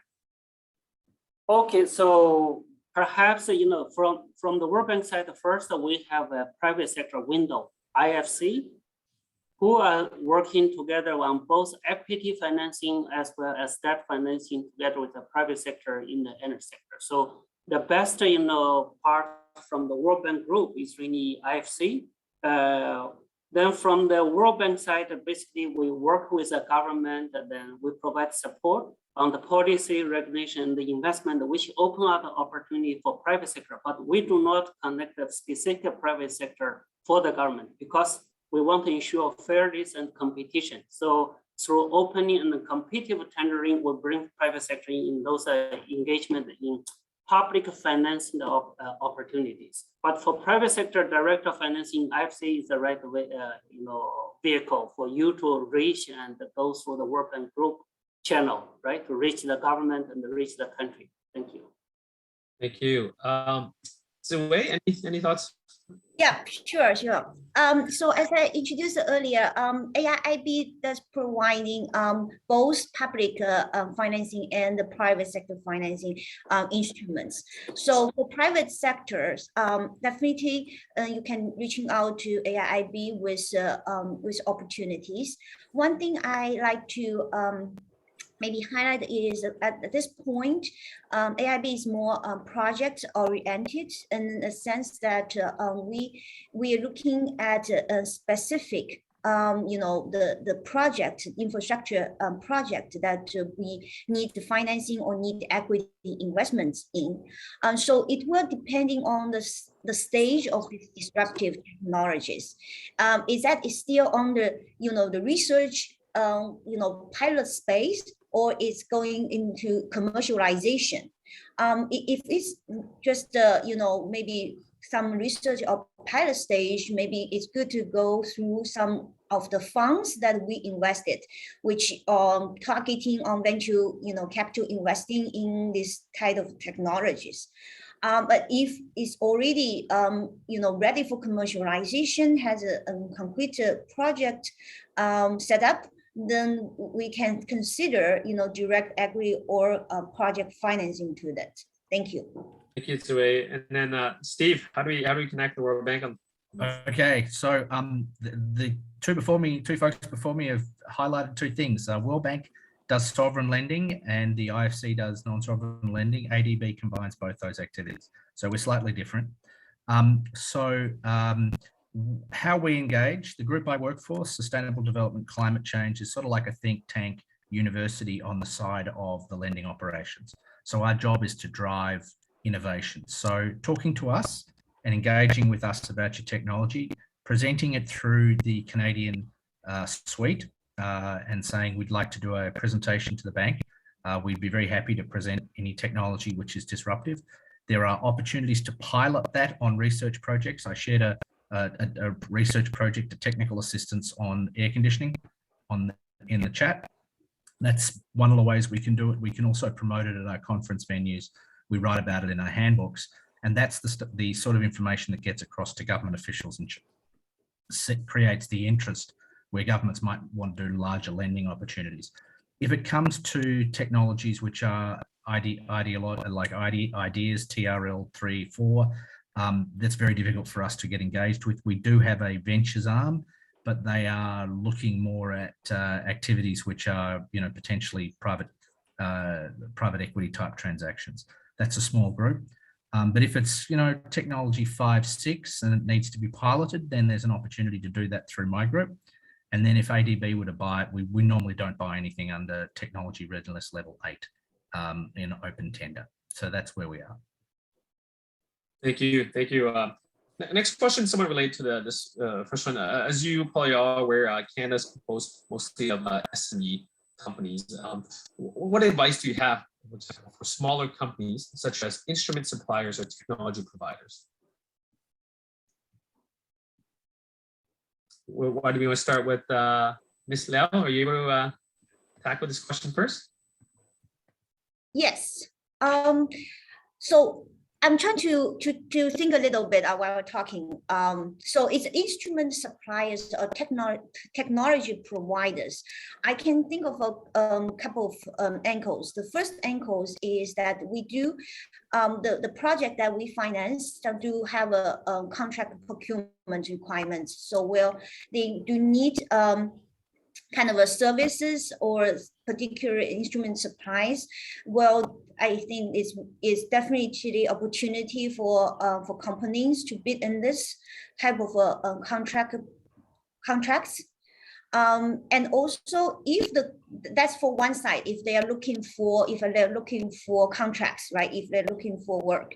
The second, if they're looking for direct financing for themselves, for example, if they look to expand their manufacturing facility, if they're looking to basically get into certain markets with certain investment platform or vehicle, that's where we can also help that with the particular project or particular expansion opportunities they would like to present to us. And that will be done, again, under our private sector operations, under a market and commercial terms. Yeah, thank you. Thank you. May I come in? Yes, absolutely, absolutely. Yeah, first I want to correct that, right? World Bank not only provide a sovereign loan, but also we have a IFC private sector provide a direct financing equity as well as loan to small companies to private companies, right? Yep. Also, World Bank provide a guarantee for those private sector comes in to invest and bidding in those countries. We have a MIGA in the World Bank group, we have IFC. So this is relevant to this question, right? I say depending on how the project contract is framed, right? If we have an individual contract, for example, on the rehabilitation of Argus hydropower project, as well as in the future rehabilitation we're going to in PNG, right? One of the key part is a dam instrumentation system. So that may be a separate package that you can bid for those package. But in addition, many of the projects that we are looking for and we think the major investment would be like a renewable energy plus battery through a complete IPP kind of investment mode. World Bank is preparing many of those tenders in Indonesia, in Vietnam, right, for auction them out to private sector, also in Myanmar. So the key part is for smaller instrument technology providers to have a consortium with IPP, for example, hydropower or solar and battery IPP, right, to bid together in the package. So that would be a more effective way that you're looking for partnership within your country on solar and wind together to bid for those IPP projects. Thank you, Sanjay. Steve, any thoughts on that? No, good point. And I just basically did what I was going to talk about. That there's this cross-sectoral multi-engagement, it might be And the way to look at doing this is exactly right. Get on the procurement sites of the website. We'll just put the procurement log on there, but also find out who's pitching that work. And the Canadian government can assist you in understanding that a bit better. But if you're a small company and it's a $100 million job and you're trying to subcontract that out, you'll need to be part of a consortium if this is a sovereign loan. You'll need to be part of that consortium. So you need to get on our databases. I would also suggest to you that if you want to engage, use LinkedIn to reach out to the domain experts in these particular locations. Generally speaking, they're pretty keen to talk to you. And then also, if you've got something that's really, really world-class, again, go through the Canadian service to get a brown bag and present so people know about your technology. So what you're talking about can be written into specs. I think that's very, very important. If we don't know about you, we can't promote, we can't write specs if we don't know who you are. And, we'll have 5 or 6 companies and we've just got to make a point of writing the specs broad enough that we can get all of those companies taking part. Thank you very much, everyone. Unfortunately, there's a lot more questions, but we've run out of time for our session. But don't worry, our Olinki team will get back to you and be in touch directly. Lastly, I want to thank sincerely our team guests, the 3 of you, for sharing your time today and sharing your insights with us. So thank you very much. This concludes our first session. And I'll turn it back now over to Sanjay. Many thanks to Rupert and our expert panel on energy, and thanks everyone for all the questions that are making our discussion really comprehensive and highly informative. Now we have concluded our first session, a very interesting one.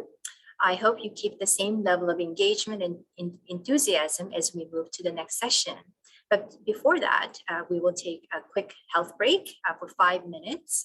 We're slightly behind the schedule, but please go get that cup of coffee or tea and come back by 10 past 10 for the water session starting shortly. Thank you.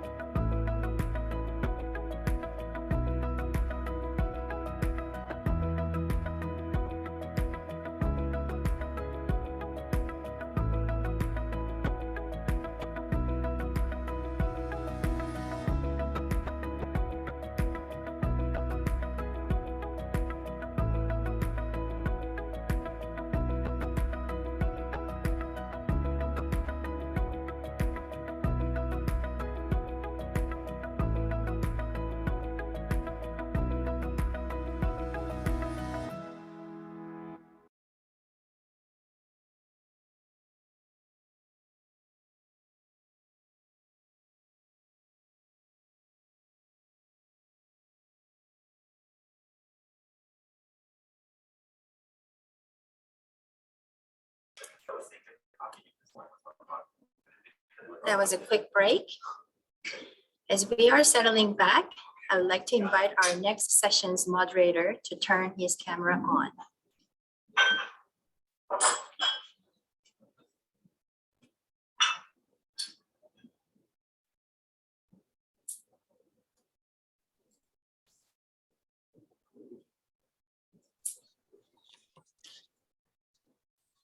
I'm pleased to introduce our moderator, Mr. Christian Allais, Consul and Senior Trade Commissioner at the Consulate General of Canada in Ho Chi Minh City.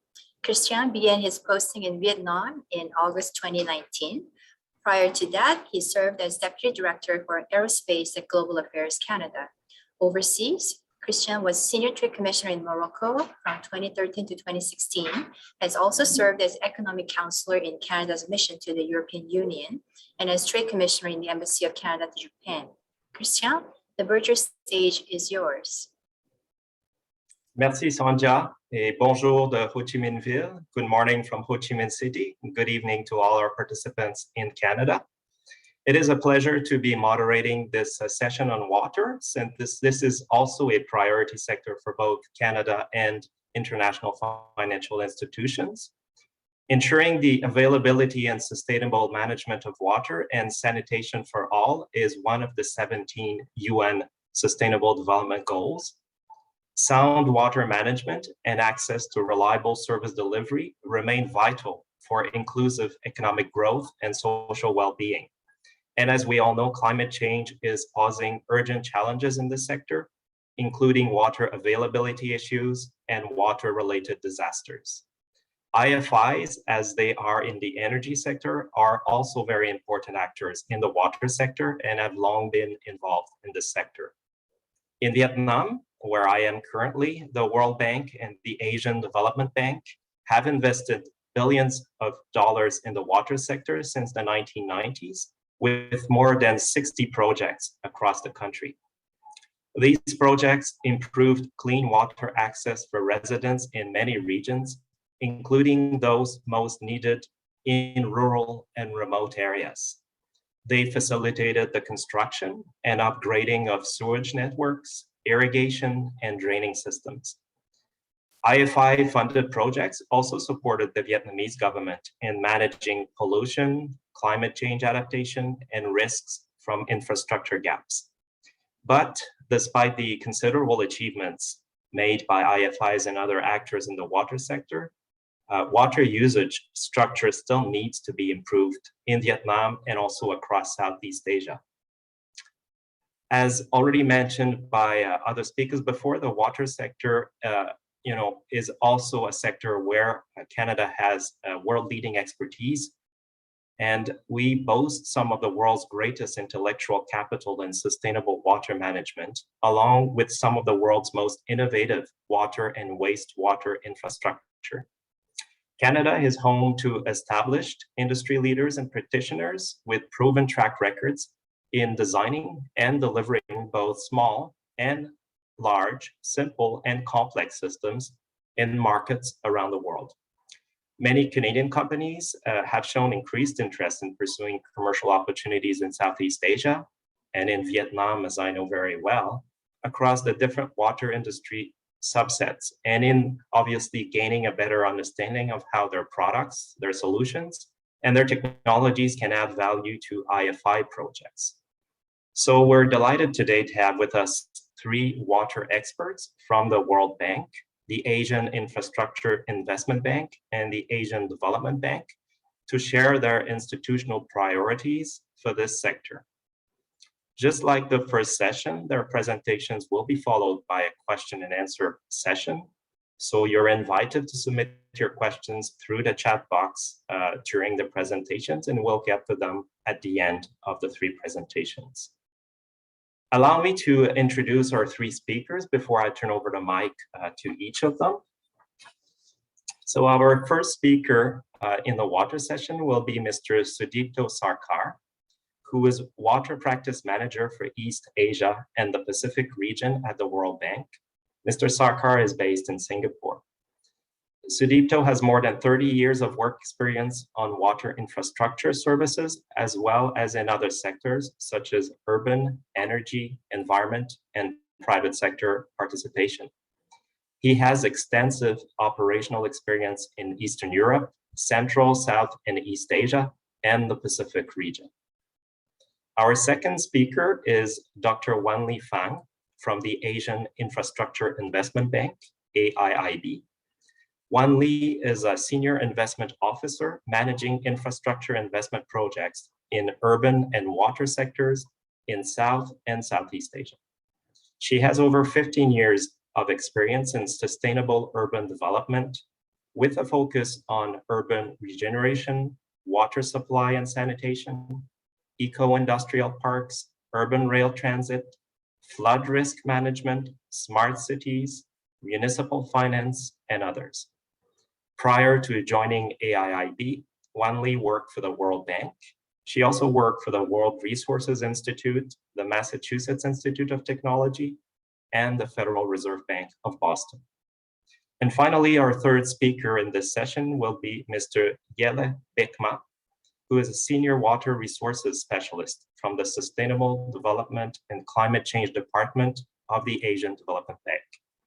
Yele has over 30 years of experience in irrigation, drainage, water supply and sanitation, and transboundary river basin management, and related policy and institutional issues.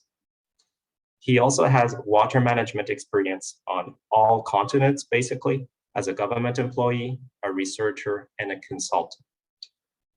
So without further ado, I will pass over the mic to our first speaker for the water session, Mr. Sudipto Sarkar from the World Bank.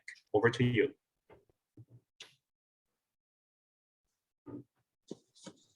Thank you, Kristen. And good morning to everybody.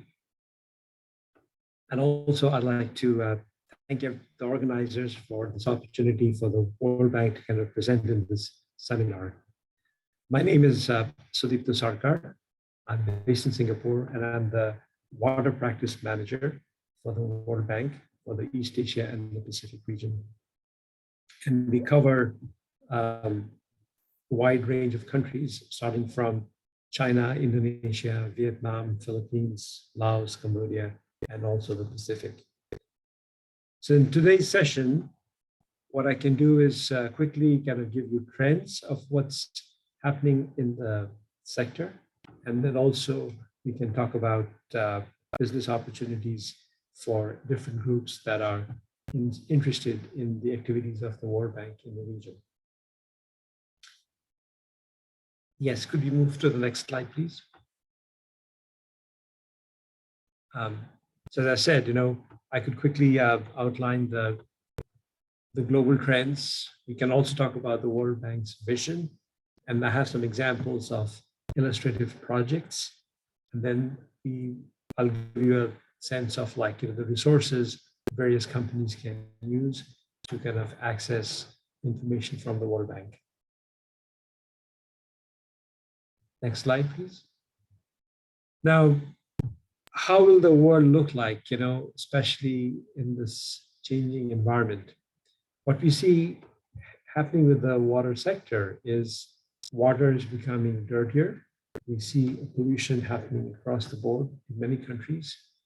It's also getting scarcer. We have, droughts in many parts of the world. And on a per capita basis, the water availability is going down. Because of climate change also, it's become highly unpredictable and seasonal variations are there. And in some areas of the world, we see there is less water compared to what was there before. So you have problems of floods in one area, and you also have problems of droughts in certain areas. At the same time, we know that the investment needed are much, much higher than what has been kind of been invested so far in the sector. So there is a gap in the financing. And how do we close the gap is always a question. Let's move on, please. Next slide. And apart from these broad trends that I mentioned, I think climate change, as we know, is really adding more pressures in how we design for water interventions. There is so much uncertainty around climate. We also know that the population is growing. It's creating added pressure, especially in the urban areas, for water. At the same time, as countries grow and as industries grow, the need for more water for industries goes up. Food production also needs water. And I think, the demand for water we see steadily growing over the years. And as you see at the bottom, there is an estimate done by the World Bank Group. It says that by 2030, the demand actually will exceed the supply for fresh water. And this is an area of concern. And this actually means that, water has to be managed better. Next slide. Water also touches all parts of the economy. We don't often think about it. Water links with agriculture, environment, health, energy, transport, obviously industries and cities. And this kind of highlights the point that we have to take a comprehensive view of water management. It's not just a project here or a project there. Can we take a broader view, maybe at a river basin level, to see what are the various uses of water and is there enough supply? Is the water clean? Is there sustainability in the supply? So broadly speaking, we label this as water security, which covers the pollution story, the adequacy story, and they also kind of make sure that there is enough water for use for everybody for various purposes. One thing I should also mention is this is broadly speaking the water demands, but also with trade, you have virtual water. So a country's water footprint may actually be virtual in some ways. So if a country is exporting a lot of its goods, in some ways the water used for that goods is being exported out. So this is a new thinking that we are also trying to bring in our work, because this concept of virtual water and the virtual footprints of countries, especially when it comes to trade, is very important. That has to be taken into account in this larger context of water management. Next slide. Now, in the world of COVID also, the water sector has a lot to offer in terms of responding to the pandemic. And we have created a framework through which we can help address some of these issues that we see due to the pandemic. First of all, I think better health facilities, better WASH, that is WASH meaning water and sanitation facilities, should be available for everybody, especially for when it comes to healthcare facilities, schools, etc. The poor and the vulnerable should also be protected so that they get clean water, adequate water. We also want to make sure that water is available for sustainable growth, and it supports also job growth in cities. And very largely speaking, I think we have to look at utilities that supply water. Are they efficient?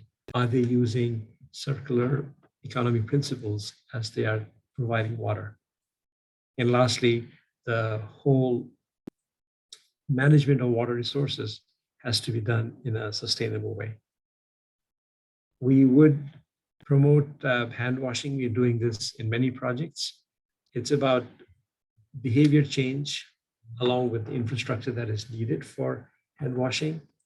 And we also want to make sure that the bulk water supplies are available so that the cities are able to provide water to its citizens. Next slide. This is just an illustration of how we see freshwater resources going down on a per capita basis. This is examples from Indonesia and China. At the bottom, you see the 1960 the availability of water resources. And over time, we see how it has gone down. It's not only because of the increase in the population, obviously, which shows the decrease in the freshwater capita use, but I think other sources or other consumption of water has gone up. And that creates more pressure on the availability of freshwater use. At the bottom, you see these two graphs. These are graphs on basic drinking water access. I think what we see in East Asia is the basic drinking water access is reasonably good, but there is a gap in the sanitation sector, especially in some countries. And in other parts of the world, the gap is larger, both on water and on sanitation. Please move ahead. Next slide. So given this sectoral context, from the World Bank, we've tried to set a vision on how you'll address these issues globally. And a global approach is really to take a water secure world for all, that type of vision. And when you talk about water security, we would kind of have three pillars below that.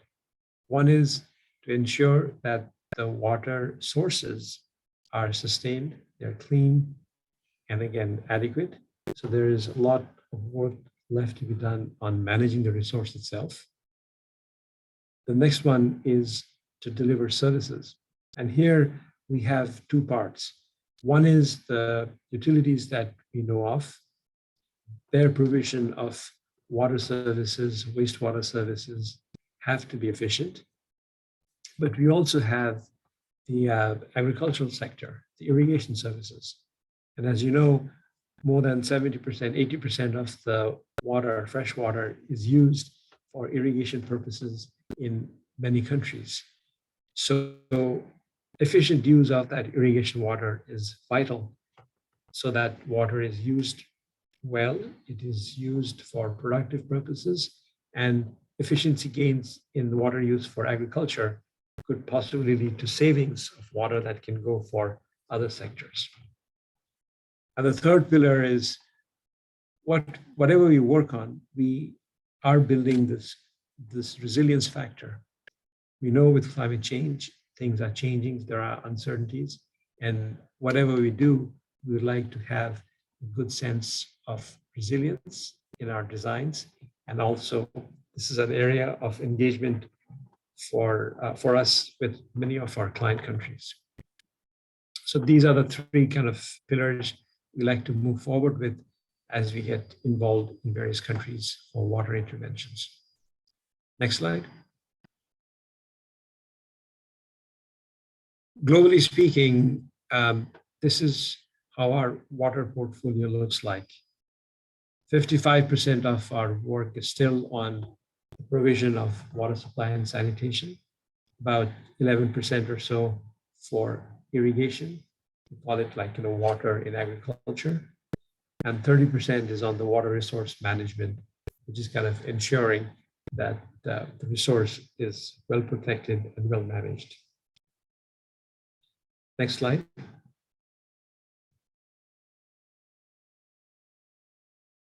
And along the same lines, this is a kind of our global efforts on helping countries address water challenges.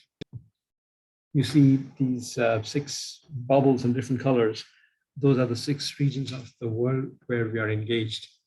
The bubble on the right in orange is the East Asia portion. Globally, we have about $24 billion worth of ongoing projects, about 143 projects. Now, one thing I should clarify is these are projects that are mapped to the water group, but we also have other projects which are, say, mapped to agriculture or environment or energy.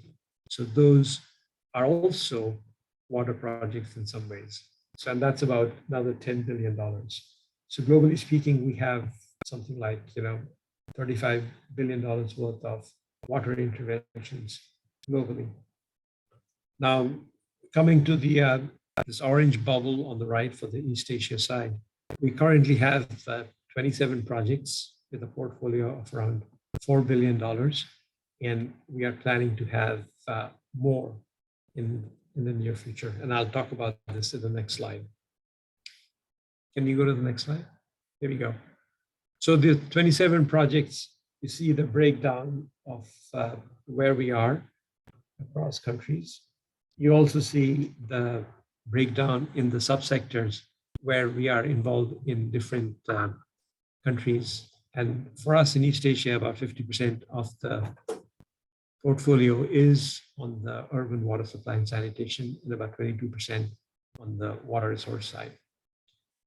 But what's coming, and this is kind of exciting for us this year, this fiscal year, and our fiscal year ends in June. So by June 2022, we'll have 4 more projects in the portfolio. One is in China, the Yangtze River Protection and Ecological Restoration Project, which we are hoping will be approved by a board in December. This is about, again, managing the resource well in 2 provinces. We look at ways by which pollution in the river can be reduced. In Vietnam, in Binh Duong, we are looking at improvements on wastewater management. And in Timor-Leste, we have an ongoing project, and a new one that will also come online this fiscal year is for Dili. It's essentially augmenting the water supply in Dili. And there's a sanitation project coming up in Kiribati. That's another $772 million worth of new projects that would be in the portfolio. Next slide. Now, here there are some examples of the type of projects that we do. And this will give you a sense of the activities that the bank has supported. And this may trigger some questions from the participants, and I'll be happy to answer those. This one is in Indonesia. This is an urban water supply project. And what we're doing under this project, you see the components, but essentially we're trying to provide incentives for the PDAMs to provide water more efficiently. And again, if the PDAMs are efficient, they would be able to raise capital, they would be able to serve their citizens better. So the overall objective is really to improve access of the services of water. And the other thing we're looking at is not only the infrastructure, but as you see from the project objective, we would like to look at the institutional side of the PDAMs so that they are better able to kind of provide the services. This is an ongoing project. Next one, please. Next slide. This is in Philippines. This is a different type of project. This is about flood management in Metro Manila. As you know, Metro Manila is often subjected to floods. The risk of flood is being reduced through this project by ensuring that there is enough pumping capacity to get the water out of the city when there are heavy rains. Again, this is a large and ongoing project, and through this work, we are not only looking at managing the water, but also looking at reducing the solid waste and the plastic waste that are often found in the waterways. Next slide. This is a project in Liaoning in China. This is also about ensuring good services, especially in the urban areas for water and sanitation. But this project, the reason we put it up is has a lot of innovation. It has different types of technology that is being used to better monitor water, to better manage water. And I think the innovations that we are bringing in this project would really, in some ways, be a model that can be used in other countries. The next one, next slide. I also put up 2 other projects, one in Cambodia, another one in Laos. The one in Cambodia is about providing water services, no doubt, but we're also looking at supporting the country in improving its sanitation. And we have on the sanitation side, the project is operating in Siem Reap, which, as you know, is a big tourist area, and better sanitation facilities in some ways helps the tourism industry, and in their turn helps the government. The Laos project, apart from what is mentioned on the screen, the emphasis really has been to have a convergence with the health impacts to kind of make sure that, you know, wherever we are working, we would make an impact on stunting, we would make an impact in terms of improving human health. Next slide. So now this is some ideas about like how various companies could reach us. First of all, we have this website that outlines what we do globally. And once you go there, you get a sense of different projects that are out there. If you're interested in the water, the next link that you see will take you to our water activities. Specific procurement work also can be seen through this procurement link that you see online. And I think I'm here to answer questions, but please do use this resource that you see to have some information on various projects worldwide. Next slide. Thank you. And I'll be around. We'll be happy to answer questions.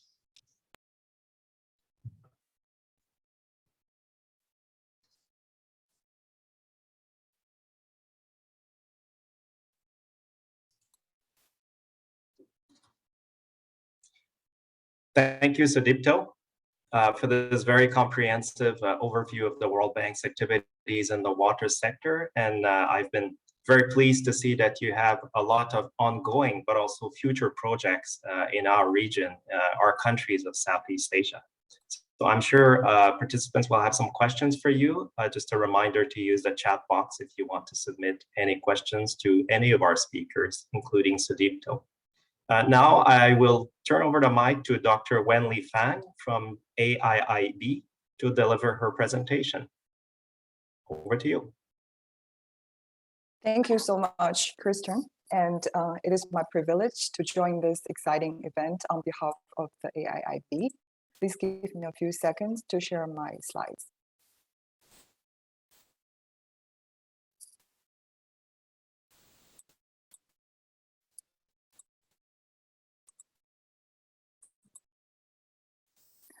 Okay, today I would like to share with you some information about AIIB's engagement in the water sector in the region.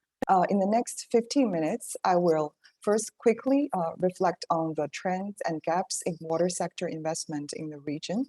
And then I will help you understand what AIIB's water strategy is, what we have been doing in the past few years, and what we plan to do in the future. And then I will wrap up with potential opportunities for collaboration. If we look at the water sector in Asia, it is not hard for us to identify the following 5 major challenges. We're still struggling to provide basic water supply and sanitation services to a large number of population, especially in the rural areas. And also, even in cities where the basic connection is completed, the service is available, there is major concern on efficiency because a big amount of the water get lost during the transmission and transportation process. And that is a waste of very valuable resources. And then we noticed that this region is frequently hit by floods and storms, and which has caused a lot of economic and life losses. And with climate change, this trend has been getting worse and worse over time. And then there is a quality issue. not only the surface water, but groundwater in many Asia countries are heavily polluted, either because of the agricultural production or because of the daily life from the cities. And then lastly, we also noticed that there is resource scarcity. Many countries has been relying heavily on groundwater for general purpose water supply. And this has led to widespread groundwater depletion in many countries. Here, I just would like to show you some of the statistics on Indonesia and Vietnam, demonstrating the challenges identified on the previous slides. In short, there is still a very long way to go to meet the challenges. So if we look at the investment trend of water sector in Asia, among many of the ongoing trends that our colleagues from the World Bank has already mentioned, I just would like to emphasize one trend. You may notice that in many Asia countries, they rely exclusively on public investment for water infrastructure, while private investment is very limited as compared to energy sector and transport sector. And even when the private investment in water supply happens, they only happen in a few countries. You see a very strong geographical concentration in a few countries where the private investment in the water supply and sewage infrastructures in Vietnam and Indonesia are very small as compared to their market size.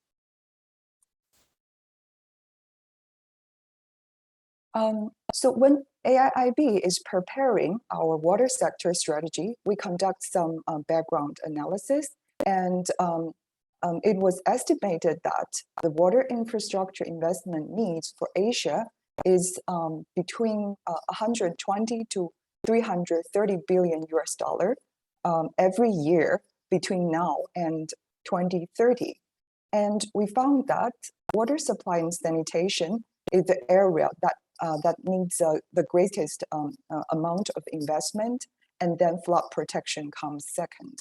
With this back of envelope type of estimation, we can easily see that there is large potential, not only for AIIB, but also for other financial, bilateral financial institutions and other investors from public and private sector to contribute to fill the investment gap in the water sector. So what we have been doing, as you may notice, AIIB is the newcomer to the space of international development. We started business in January 2016, almost 6 years ago. And currently we have 104 members, and our board of directors already approved a total amount of financing in the amount of 31 billion US dollar. And in our portfolio, we now have 153 projects in 31 countries. Indonesia is our third largest borrower, and Vietnam, we're starting to do business in Vietnam, but the financing amount is still very small. So AIIB's water sector strategy also have 3 pillars. And I noticed that we have reached perfect consensus with the World Bank colleagues. We also emphasize on water services, resource management, and resilience. But if you take a closer look, we adopt a slightly different approach under each of the 3 thematic topics. For example, for water service, we not only emphasize on expanding coverage of water service in water supply and sanitation, irrigation, and drainage, we also want to harness water's productive potential in energy and transport sector. And these 3 thematic topics are guided by 4 principles, which are promoting sustainable infrastructure, integrated resource management, mobilize private capital and efficiencies, and adopting innovative technology. I will further elaborate on the 4 principles when I talk about AIIB's prioritized investment areas. So far, AIIB have approved 12 sovereign-backed financing water projects in 8 countries. The total amount of investment in the water sector is 3.3 billion, which is about 10% of AIIB's existing portfolio. If you look at the list of the countries in Southeast Asia, we have a water project in Philippines and also in Indonesia. And half of the project we do the investment on our own, and half of the project we co-finance with other IFIs. And by subsector, you can notice that roughly a half of the investment goes to water supply and sanitation, and 40% is on flood risk management, and the rest is on irrigation and dam safety. Please kindly be noted that these statistics does not include those multi-sector projects with water investment components. These only covers the project that has been categorized as water project in our system. Here, I just would like to give you a flavor on the type of project we did, the water project we did in Indonesia. The first one is an irrigation modernization project where we finance the rehabilitation and modernization of the irrigation infrastructures and include a more accountable service provision and technology-enabled monitoring of the infrastructure's performance. The second project is a dam safety improvement project. This project not only reduces the risks of dam failure, it also improves delivering of water supply, irrigation, and flood protection services. These 2 projects are both co-financed with the World Bank. In Indonesia, we also have a few urban projects which have a very significant amount of loan allocated to water component, including water supply sanitation, drainage system, wastewater treatment, flood risk management, so on and so forth. So as colleagues from World Bank rightly pointed out, water is a very essential productive factor that we need to take into consideration no matter what type of project we are working on.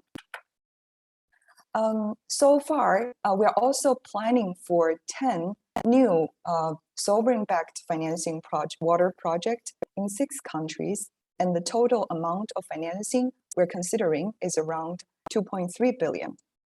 Our pipeline includes a flood risk management project in Philippines and an irrigation project in Cambodia in this region. So you may notice that by modality, going forward, 2/3 of our water project will be standalone projects solely financed by AIIB, and 1/3 of the project we still co-finance with other IFIs. And if you look at the subsectors, a large majority, around 70% of the financing will go to water supply and sanitation, and 12% for irrigation, 11% for dam safety, and 7% for flood risk management. In addition to this, actually in Vietnam, we have a flood risk management project, which is at the very early stage of preparation. It is not officially listed in our pipeline, but we expect that to happen very soon, maybe next year. AIIB's prioritized investment areas can be summarized around these 4 aspects. The first one, of course, is contributing to climate change mitigation or adaptation. We're looking for energy efficient water supply and sanitation system, and also climate resilient water infrastructure, which could address flood risk and other water-related natural disasters. The second one is to enhance the pandemic prevention and benefiting public health. We also put a strong emphasis on hand washing and hygiene facilities, clean water for the vulnerable people like hospitals and schools, and also wastewater treatment. The third area is we definitely look forward to leverage private sector investment. AIIB would like to play a role in filling the viability gap, bringing bankable projects, and forming public-private partnerships with private sector investors. Lastly, AIIB always, at the corporate strategy level, we have a strong emphasis on the technology-enabled infrastructure. For the water sector in particular, we would like to promote e-governance. We want to monitor water leakage and pollution with sensors and Internet of Things, and also promotion of smart water management system. So these are the 4 prioritized investment areas we're looking for in the future.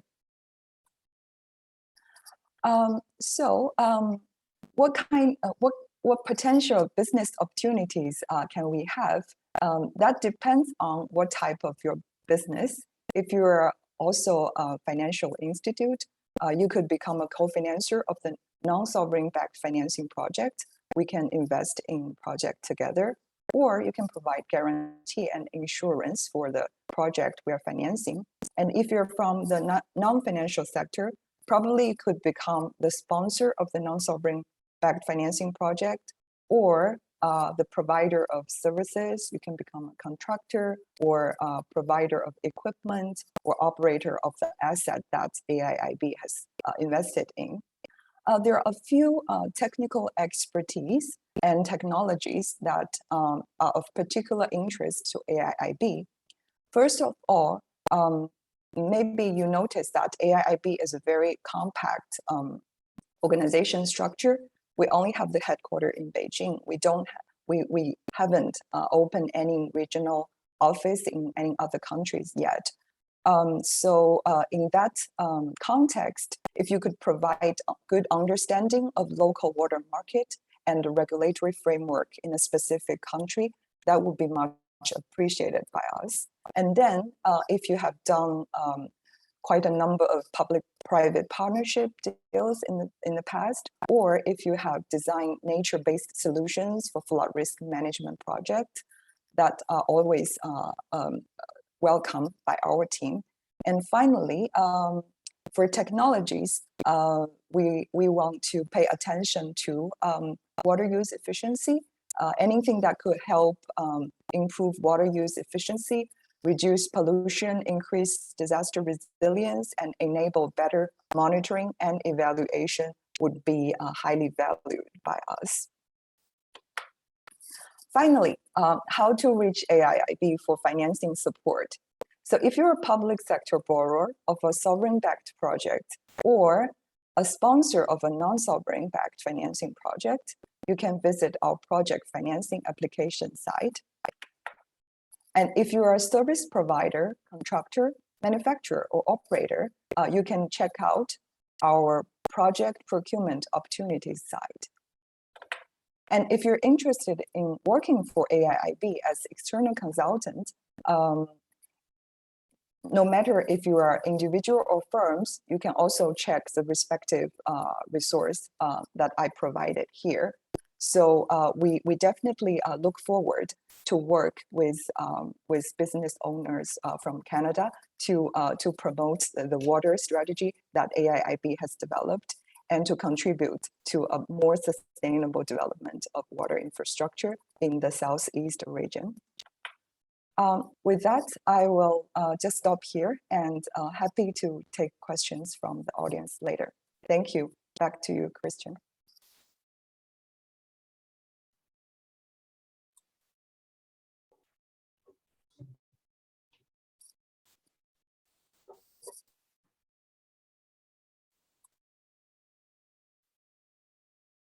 Thank you, Wan Li. Like all IFIs, AIIB has a very detailed water strategy, and I was happy to read about the areas of expertise and technologies that you are particularly looking for, some of which I'm sure some Canadian companies have to offer. So to complete our roundup of speakers for this session, I would invite Jelle Beckma from ADB to take the floor. Jelle? Thank you very much. And many thanks for this opportunity to give the Asian Development Bank the floor to quickly present our strategy as well as our activities. Okay, that's also good. You can share my. So next slide, please. I'm aware that we're a bit behind. So I'll go quickly through the ADB's strategic focus. Then I'll show you some of our sector portfolio more in general, and I try to emphasize a little bit on Indonesia and Vietnam. Innovations and opportunities, business opportunities will be next, and then I do a very quick review of what post-COP developments are. Next one, please. Next one, the strategic focus of the ADB is geared by our strategy 2030, in which we have 7 operational priorities. All of them have some sort of relation to the water sector.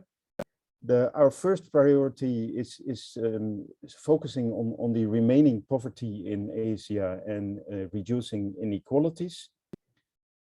Our second is accelerating progress in gender equality, and of course feminization of water management, particularly in agriculture, is a big issue. Our third is climate change, disaster resilience, and of course that becomes a more and more important factor. And you see here in blue on this slide the areas that have most of a water component, and of course climate change, almost everything we feel through water.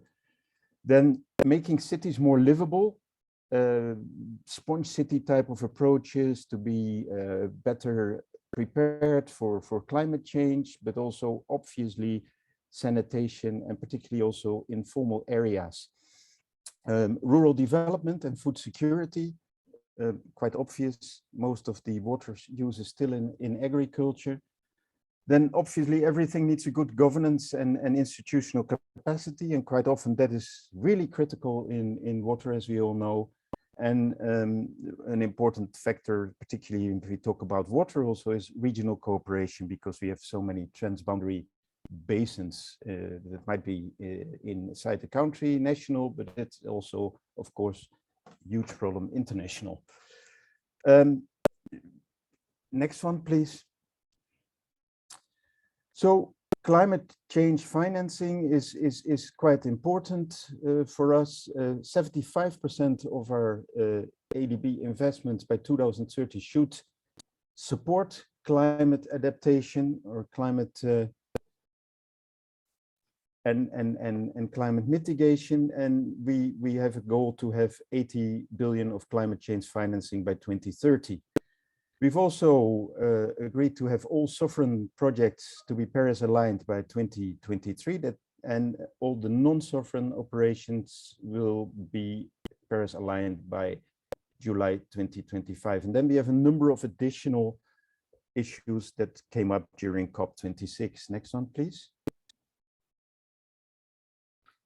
So in Asia, what are the sort of main issues that are playing? Of course, urbanization, population growth. We get therefore increasing competition on water resources. We have an issue with too low water quality, as already mentioned by my predecessors. Food security, particularly lately, is becoming an area of concern. And as we are all already discussing, increasing extreme weather events and the influence of climate change. And like I said before, governance and the capacity to manage water is a very important field. Next one, please.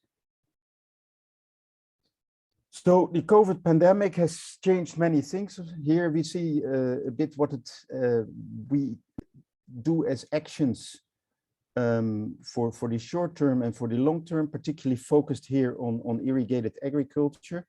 So promoting an active government role to make sure that the markets come a bit closer to the consumers, expand social protection, of course, that was something that was needed very quickly. Ensuring in the long term, ensuring food stocks, going to bridge that digital divide that we have, and for particularly interesting also is design of innovative platforms and mechanisms, and increase resilience in general, and self-sufficiency of food. Thank you. Next one. Particularly on water, we have already discussed post-COVID, more inclusive WASH. So in many of our projects, we include that acceleration of digitalization in utilities, in water supply, but also in irrigation and in basin management, building capacity and financial sustainability of water service providers, increased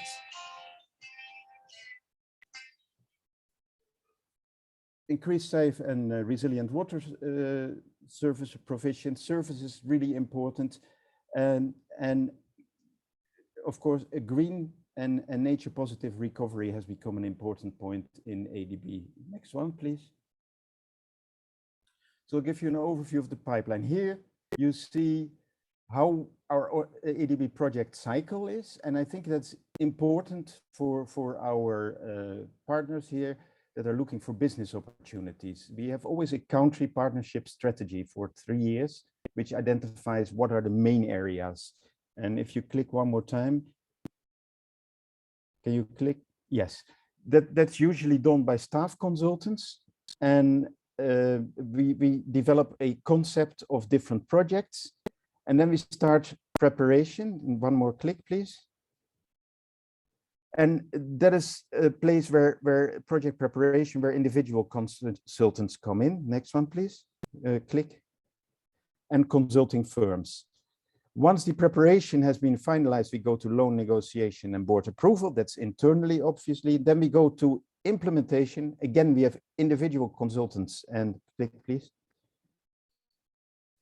Consulting firms that help in the project implementation and supervision. And of course, a very large proportion also is the procurement for goods and services. Click one more time, please.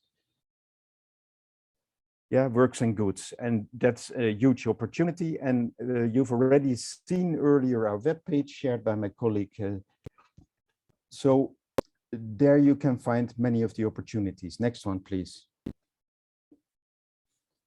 So here you see also the web page where we have the majority of our projects, and that's an important web page to have a look at as well, where you can see what is going to come in the agricultural natural resources sector, where water is an important part. Next one, please. Here I put the ANR pipeline, and particularly the agriculture one, and you see that on the top, unfortunately the letters are a bit small, is irrigation. That was from 2009 to 2020, and then on the second one, water-based natural resources management, and lower you see rural markets, agriculture production. Next one, please. Here you see that there's a shift. So irrigation from above 30% goes a bit back to 27%, and in this next one, you see that there's now 15% of rural market and infrastructure, and that requires a lot of technologies. And I think that is particularly interesting for business opportunities. Next one, please. Here we see what the water sector projects are by subsector, and then to the right side by operations departments. So by subsector, a bit the same as we saw already for the other banks. Water supply and sanitation is 51%. On the bottom, you see that, and about 9 billion. Irrigation and drainage is about 20%. Flood management risk about 13%, and water resources management 11%. Hydropower goes up and down depending on the often large projects. It was 7% over 2009 to 2020. Then to the right, you see what are our investments in the different areas of Asia, and you see Southeast Asia on the top bottom corner with about 4 billion. That is growing quite quickly, and you see that Vietnam and Indonesia have almost 50% of these investments. Next one.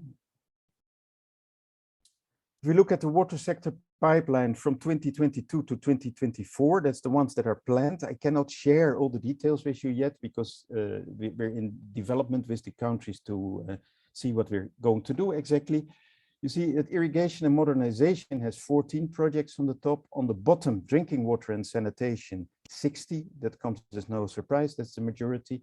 And for the rest, we have flood management, rural vitalization, coastal management becomes a more important topic, particularly also in relation to climate change. Integrated river management and water quality, of course, also important, and irrigation and horticulture completes it. Next one, please. What would be some opportunities that I could think of immediately? The high level of agricultural production. Canada is, of course, very good in highly efficient irrigation systems, in the efficiency also of the nutrients, and also has a very good record on salinity control, which quite often a problem if you're doing irrigation. Indoor agriculture would be something, and there's all the technologies that might be good. Digitalization, particularly also to contribute to the resilience in all kinds of ways. So the instrumentation, as well as, of course, the IT and Internet of Things. And particularly here, I mentioned also Canada is quite a leader in salinity control and management. You've done quite a few innovations in that sense, and that becomes more important in Asia because we have so many big cities and large agricultural areas close to the coast. With seawater level increase, salinity control becomes more important. Next one, please. Here just a picture, I mean, of vertical farming brings the production closer to the consumption centers, and also can actually decrease the water use significantly, where you use thousands of cubic meter per hectare for normal production. You can bring it back to hundreds or even less, just only the water that is in the produce. And there we can make big gains. Next one, please. Yeah, this just to show the issues of salinity. We can go to biosaline agriculture, but we always have a critical salinity you see on the top, and eventually even the most saline halophyte crops like the atriplex you see on the top and the right side, eventually production goes up as soil salinity goes, production goes sharply down as soil salinity goes up. And that's a problem. We need to maintain a balance, even if we have highly salt resistant crops. And there is, I think, an opportunity again to use Canadian expertise. Next one, please. What has happened in COP, of course, influences our strategy. And I want to mention here a few programs that we have. We have an energy transition mechanisms. We're going to look much more into clean energy. My colleague Peter has already talked about that. We have a green recovery platform for the Asian countries, and we have quite a bit of money in that for green recovery after the COVID pandemic. We're stepping that up. We have a climate action and catalytic fund where we look at low carbon development. We have community resilience partnerships, which are growing, and we're looking into also base level. And we have the Urban Resilience Trust Fund. I mentioned already things like Sponge City are issues that are coming up, storing the water, recharging the aquifer instead of letting the water just flow out of our non-paved paved surfaces. Next one, please. If you click on the picture, you should get a short video that I wanted to share. I hope it works.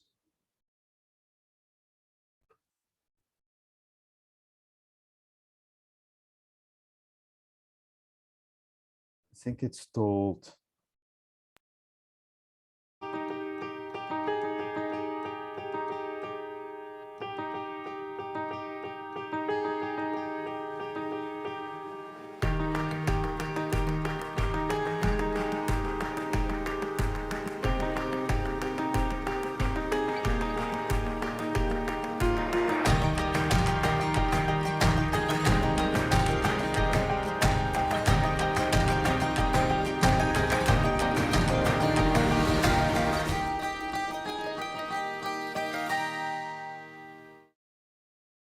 So we're moving much more towards water resilience, and we have all kinds of programs and technical assistance that are focusing towards that. With that, I wanted to finish my presentation, and I'm very glad to answer any questions you might have. Thank you very much.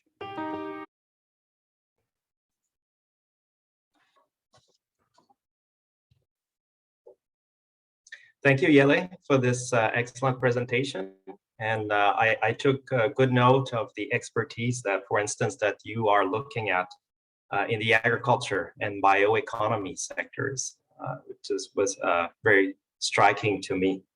I think we have about 15-20 minutes now for questions from participants. So I would invite all speakers to join me again by turning on their video, and we'll start our Q&A session.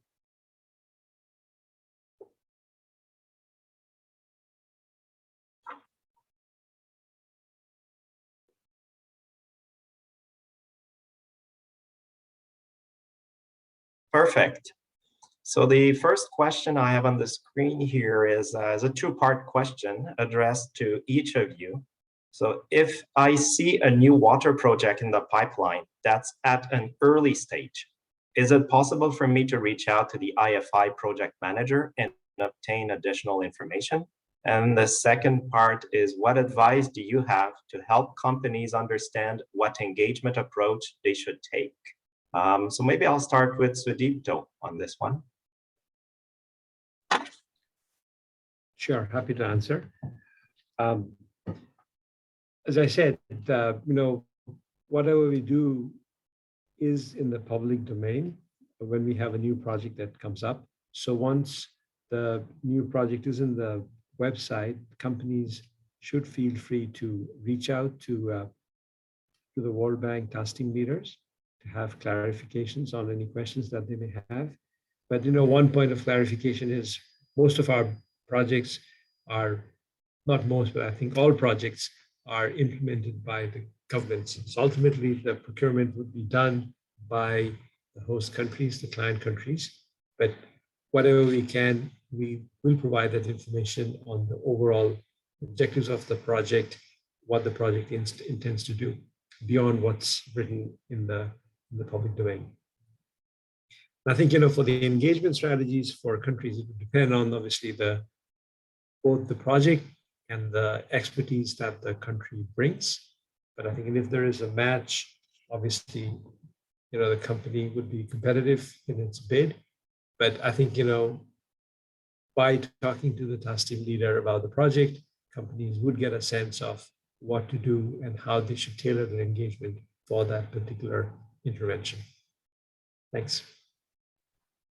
Thank you. Wan Lee, from an AIIB perspective, would you like to answer this question? Sure. Actually, among different IFIs, we adopt a very similar approach. We try our best to disclose relevant project information to the general public, and we try very hard to make the information up to date, to keep up with different stages of project preparation. So there are several milestones that we are required to disclose the information about each project.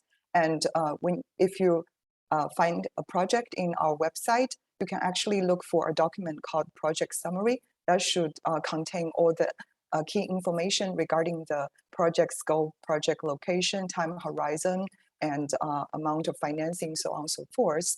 And if you have particular question, you will also see the key contact information, both from the bank side and from the borrower side. Depending on which part of the project that you want to engage in, you feel free to directly either reach out to us or reach out to the borrower who will be implementing the project. So that's all from my side. Thanks. Thank you. And Jelle, from an ADB perspective, similar, I assume, but perhaps could you provide some information more on the second part of the question on the engagement approach, how to approach the ADB? Yeah, very happy to. Largely similar. I would say what is always important also is that you're known by our project officers as well as by the country offices, the implementing agency. Yeah, and that never hurts. You could think of things like brown bags where you could present what your strengths are, and it always helps. There's always a definition of technical specifications. And of course, that depends on what the project officers and what the implementation partners know about it. And that can give you a certain advantage somehow. We have the same public information, obviously. For me, what I said, what is important, I showed a diagram of our project cycle, and I think it's very important to know what the country partnership strategy is. So what are the areas that are important, and that also indicates specific details quite often what we look at, not just the project. It's also important to, I would say, engage with our national resident offices that are always much closer also to the implementation agencies or the executing agencies, who are the ones that usually take the decision. Depends a bit. Technical assistance goes through the ADB, and there of course the decisions are taken directly by ADB. Consultants quite often are of course hired by the implementing countries. We also have regional technical assistants, which are by definition, obviously, quite often through the ADB. So it depends a little bit on the type of services you can provide and the type of goods. Thank you. Thank you, Jelle. Very good advice from the three of you. Maybe I'll move to the second question that we've received then. Again, for all of you, are there any opportunities for on-site, small-scale, solid wastewater treatment technologies? And perhaps I'll reverse the order this time, so I would start with Jelle. Thank you, very good question. I think this is becoming more and more an issue, particularly as a aftermath of, or I would say, a continuation maybe of the COVID crisis. We do have much more of a focus at the moment on WASH. There are, of course, always two areas that have really issues with water supply, safe water supply: rural areas and also those informal areas in cities. And as I mentioned before, we're doing more and more of we're trying to develop more and more strategies to also reach those, because that's where the majority of the poor people are. And there are definitely small scale solutions that are important for wastewater treatment and also for water treatment for consumption and wash activities and hygiene. Thank you. Sudipto, from a World Bank perspective. Sure, I think, as Jelle mentioned, we cover both the rural areas and the urban areas. Now, in rural areas, there's always a need for small-scale on-site treatment for wastewater. There's also an emphasis of reducing solid waste. One of the things that we are looking at globally, including East Asia, is to reduce plastic waste. So this may be in the rural area, also in the urban area. So definitely, these are things that we do under our projects. And as opportunities come, companies could definitely show their interest. Wan Li, I don't recall seeing solid wastewater treatment projects in your presentation, but maybe that was an oversight from my part. Anything to mention in this area from your perspective? Sure. Actually, at AIIB, solid waste is taken care of by the urban sector team. So we don't classify it underwater, but wastewater treatment is definitely underwater. And as the two other IFIs, we work in both urban and rural context. I would like to mention that one of the projects I'm currently working on in Cambodia is to provide water supply and sanitation and wastewater treatment services to villages. So it's very spatially very decentralized, and the scale of the project is very small. In that particular context, I would like to say that the on-site small-scale technologies are definitely relevant. So in principle, we don't exclude any kind of technology. It's purely based on a careful assessment of the local context, the cost and benefit analysis, and also, on-site technology has the advantage of saving the transport cost of shifting the waste. So definitely yes. Yeah. Excellent, thank you. And we're moving to our third question now, which is directed to Wan Li. Once again, turning the floor to you. How does the bank select consultants for your own use? Do you have a consultant or vendor qualification procedures? Which division or who should I approach? Sure. If you remember, towards the end of my presentation, I actually put some link for individual and firm consultants. So definitely, yes, we're looking for a very experienced and high quality consultant to help us to increase our business across the region.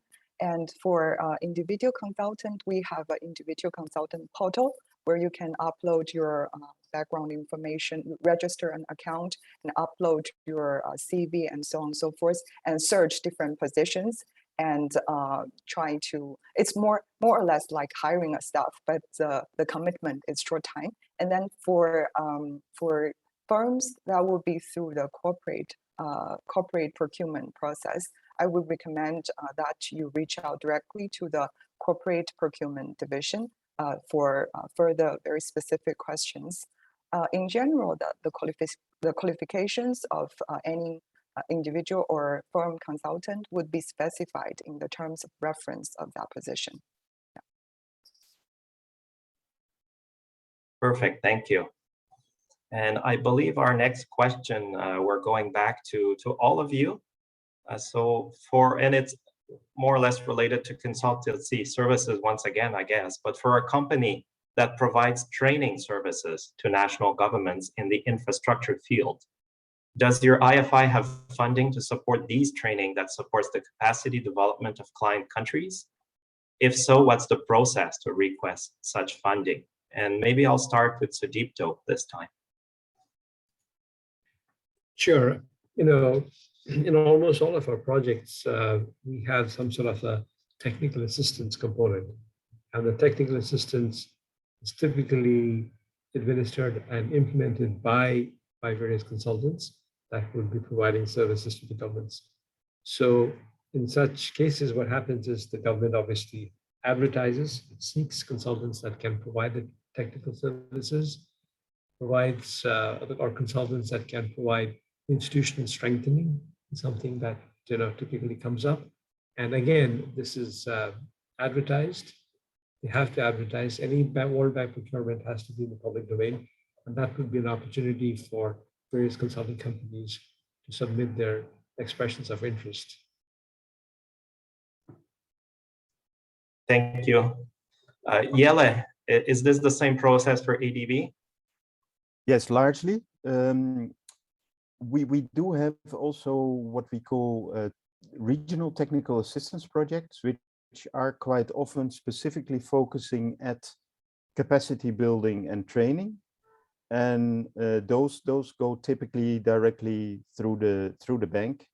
But again, yeah, you can find that in public domain, and we advertise when we are needing. If there's specific expertise and training requirement on a very specialized field, there's of course also the opportunity to go with sole suppliers that are very advanced in a certain field. So there are certain opportunities there. For the rest, under our technical assistance, we quite often have a training component, particularly if there's a number of standalone technical assistance. We do this more and more on, for example, operation and maintenance. And there are a number of government training opportunities in those, and we look for specific training specialists, and particularly on governance side, on financial side, and also on technical side. Thank you. Wan Li, anything to add from what you've mentioned already about consultants working with AIIB? Sure. One thing I would like to add is that in the past few years, our attention has been mainly focused on the investment on the hard infrastructure. So we don't have a large technical assistant portfolio yet, and we have realized that gap. So recently, we started to provide a grant called Special Fund for Project Preparation, especially for lower income countries. With that grant, the client, our borrowers, will be able to hire consultants to do capacity building, either from the technical perspective or from project management, FM, and procurement, and also environmental and social safeguard perspective. So that can cover a whole variety of topics. So that's an instrument that we recently introduced. And to get such funding, it has to be applied by the client, and it will be implemented by the client. Thanks. Thank you very much. And I see that Yella has shared a document in the chat box, so please take a look if you're interested. Maybe we'll move on to, perhaps we have time for one last question to all of you. Do IFIs play a role in connecting, implementing agencies with technology or solution providers? And I'll turn back the mic over to you, Wan Li, to start on this one. Okay, the short answer is that we do not make recommendations to any of our clients on the technology and solution providers because I remember, as Mr. Tang Jie already mentioned, we want to make sure all the tendering selection process is fair, transparent, and competitive. So on that regard, we don't mention any particular providers. However, per the request of the client, we sometimes will provide them advice on the available type of technology and solutions in the market without mentioning any particular providers. So that's our approach. Thanks. Thank you, which I think highlights what has been mentioned before by others about making yourself known to the IFIs, either through brown bag lunches or other events, because as some speakers have mentioned before, if we don't know about you, we can't do anything but to be aware of your technology, what you have to offer. Maybe Yelle, anything to add on this question? Well, we in principle use exactly the same ideas. There are, like I said before, of course, sometimes niches in which we will not directly tell which kind of service or solution providers, but we would have a very specific solution that we would agree together with the client on. And then quite obviously, there are only a number of candidates for such projects. Well noted. Sudipto? Yes, from the World Bank side, we are technology neutral. So what happens typically is clients, countries can ask for get certain solutions, and in our procurement procedures, bidders are welcome to provide their technology, and always they have the option to come up with alternative technologies. So I think, but the way we assess bids is really from an economic standpoint. The most economic bid, especially on a life cycle cost, is the one that is typically chosen.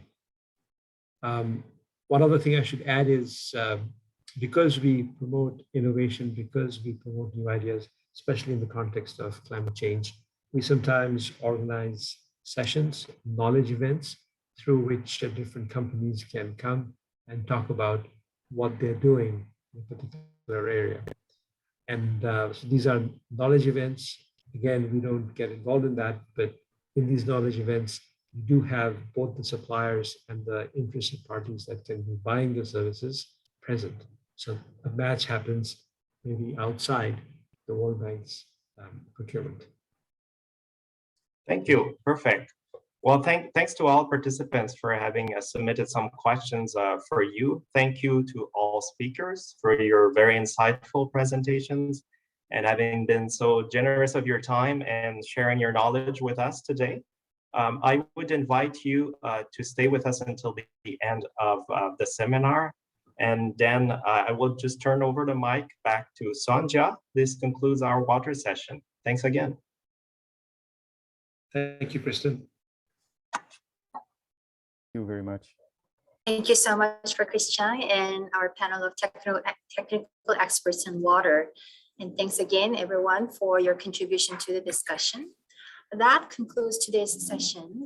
We're right on schedule. I know that a lot has been covered in a short span of time. To help us synthesize key points discussed today, we have Mr. Guy Boileau, Counselor Commercial and Senior Trade Commissioner from the Embassy of Canada in Manila, joining us. Guy leads a dynamic team of dedicated trade commissioners focused on strengthening bilateral commercial ties in key priority sectors for Canada in the Philippines, including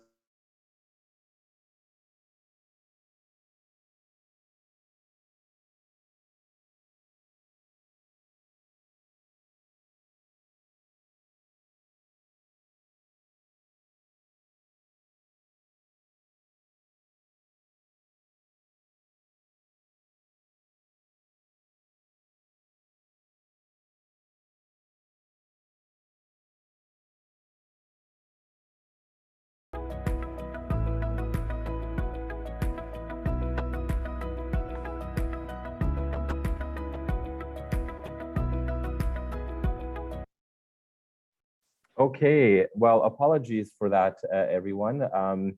These things tend to happen even after a couple of years of working virtually. We do apologize for that. My name is Guy Boileau, and I'm the Senior Trade Commissioner here at the Canadian Embassy in the Philippines. Just to very quickly wrap up this really informative session by first acknowledging the outstanding support that we have received throughout the preparation of this seminar by our IFI partners, led by the Asian Development Bank. So on behalf of Ambassador MacArthur and the entire network of Canadian embassies and the OLIFI network working on this seminar, we'd like to express our sincere thanks to the Asian Development Bank, to the Asian Infrastructure Investment Bank, and to the World Bank. We want to thank you for your time, for your trust in Canada, and of course, for the expertise you imparted on us today. And so today we had two sessions, one on two very strategic and critical sectors, energy and water. And this is because we know that how these sectors are going to be managed moving forward, and the technologies available to these sectors and the capital investments that are required will have a direct impact on the improvement of quality of life and the health of communities, not only across Southeast Asia, but of course across the Asia Pacific region and beyond. Today's session, of course, focused on sector priorities as outlined by the IFIs, the sector trends, pipeline projects, and very importantly, potential opportunities for Canadian companies. One of the lessons learned here is the importance that IFIs play in the region's post-pandemic economic recovery, and by helping to ensure that developing member countries have the tools necessary to help to rebuild in green, inclusive and sustainable, resilient economies. Another theme that we heard throughout the presentation, which I think is important to highlight, is the willingness of IFIs to work with Canadian companies and to collaborate with us. But in order to do that, we need to be known. And so I think one of the lessons learned for us in our network of embassies is to continue to work very collaboratively with our Canadian companies in helping to showcase their technologies and capabilities to our IFIs partners. During the energy session, we heard from the ADB in terms of the new energy policy to support universal access to reliable and affordable energy services by, of course, accelerating the deployment of renewable energy, and by pursuing strategic decarbonization and phase out of coal. What is important for Canadian companies to retain here are some of the emerging technologies that the ADB noted, including smart grid, energy storage, CCUS, green and low carbon hydrogen, smart technologies, and digitalization.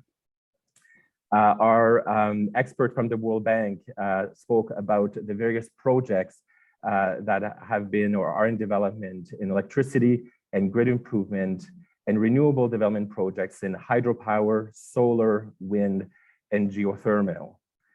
What I retain from the presentation are the technologies of interest that were highlighted here: battery storage, hydrogen, CCUS, and coal power plant repurposing, and energy sector modeling, all to align for carbon emission reduction with Paris Agreement commitments. And of course, hearing from the AIIB colleague in terms of the AIIB's energy sector strategy that includes, of course, increasing energy power and putting quite a bit of emphasis on innovation. And the message from the AIIB to Canadian companies is the willingness to collaborate with Canadian companies, open to talking with us on innovation, and welcome to participating of Canadian companies in AIIB projects. And moving quickly to the water session, we heard about the challenges, of course, facing this important sector, from scarcity of water, water pollutions and the costs associated to it, urbanization and the pressures of freshwater availability and water and sanitation access, the increased competing demand, and the increase in extreme weather patterns, of course, due to climate change.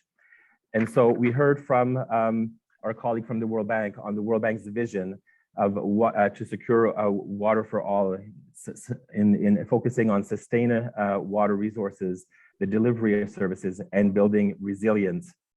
35% of the World Bank's global portfolio is here in Asia, and focusing on a variety of subsectors, from draining and irrigation systems and improving flood management were some that were highlighted.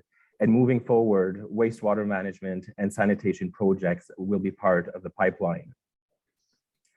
The AIIB spoke about three investment focuses: water services, which captures expanding coverage of water services, resource management, increasing efficiency of water use allocation, and resiliency, again, in system improvements.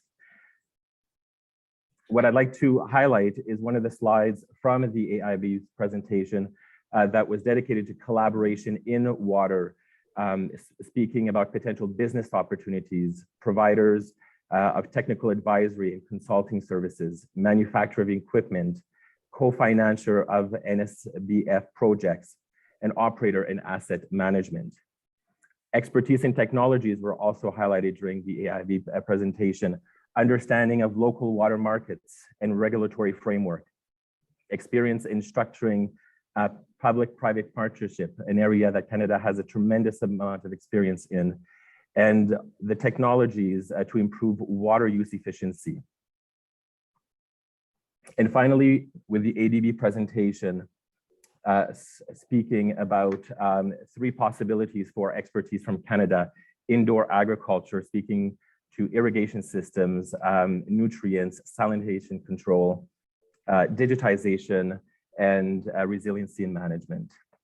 And so with this colleague, our message to you Canadian companies is that we are here for you. We would love to hear from you and to work with you in guiding to the extent we can in making introductions and getting your companies and your technologies and services known to our IFI partners.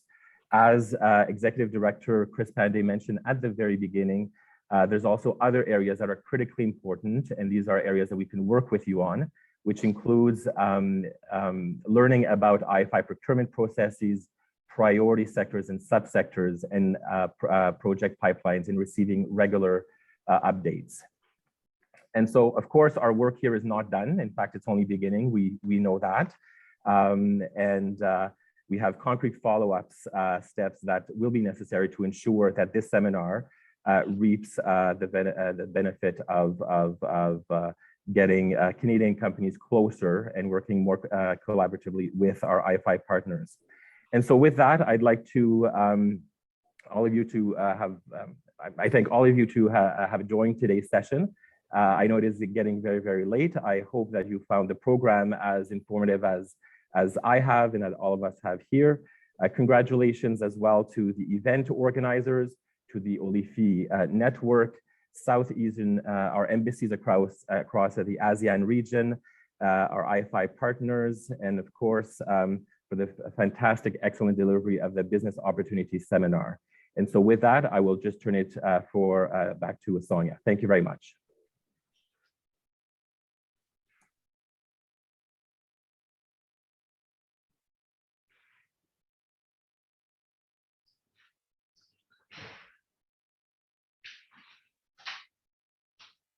So,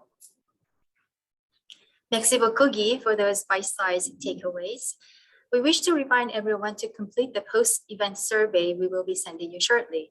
Instructions on how to access a recording of this webinar and other materials will be found in the post-event survey form. Once again, our sincere thanks to everyone for your time and participation. Un grand merci à tous. À bientôt. Thank you and bye for now.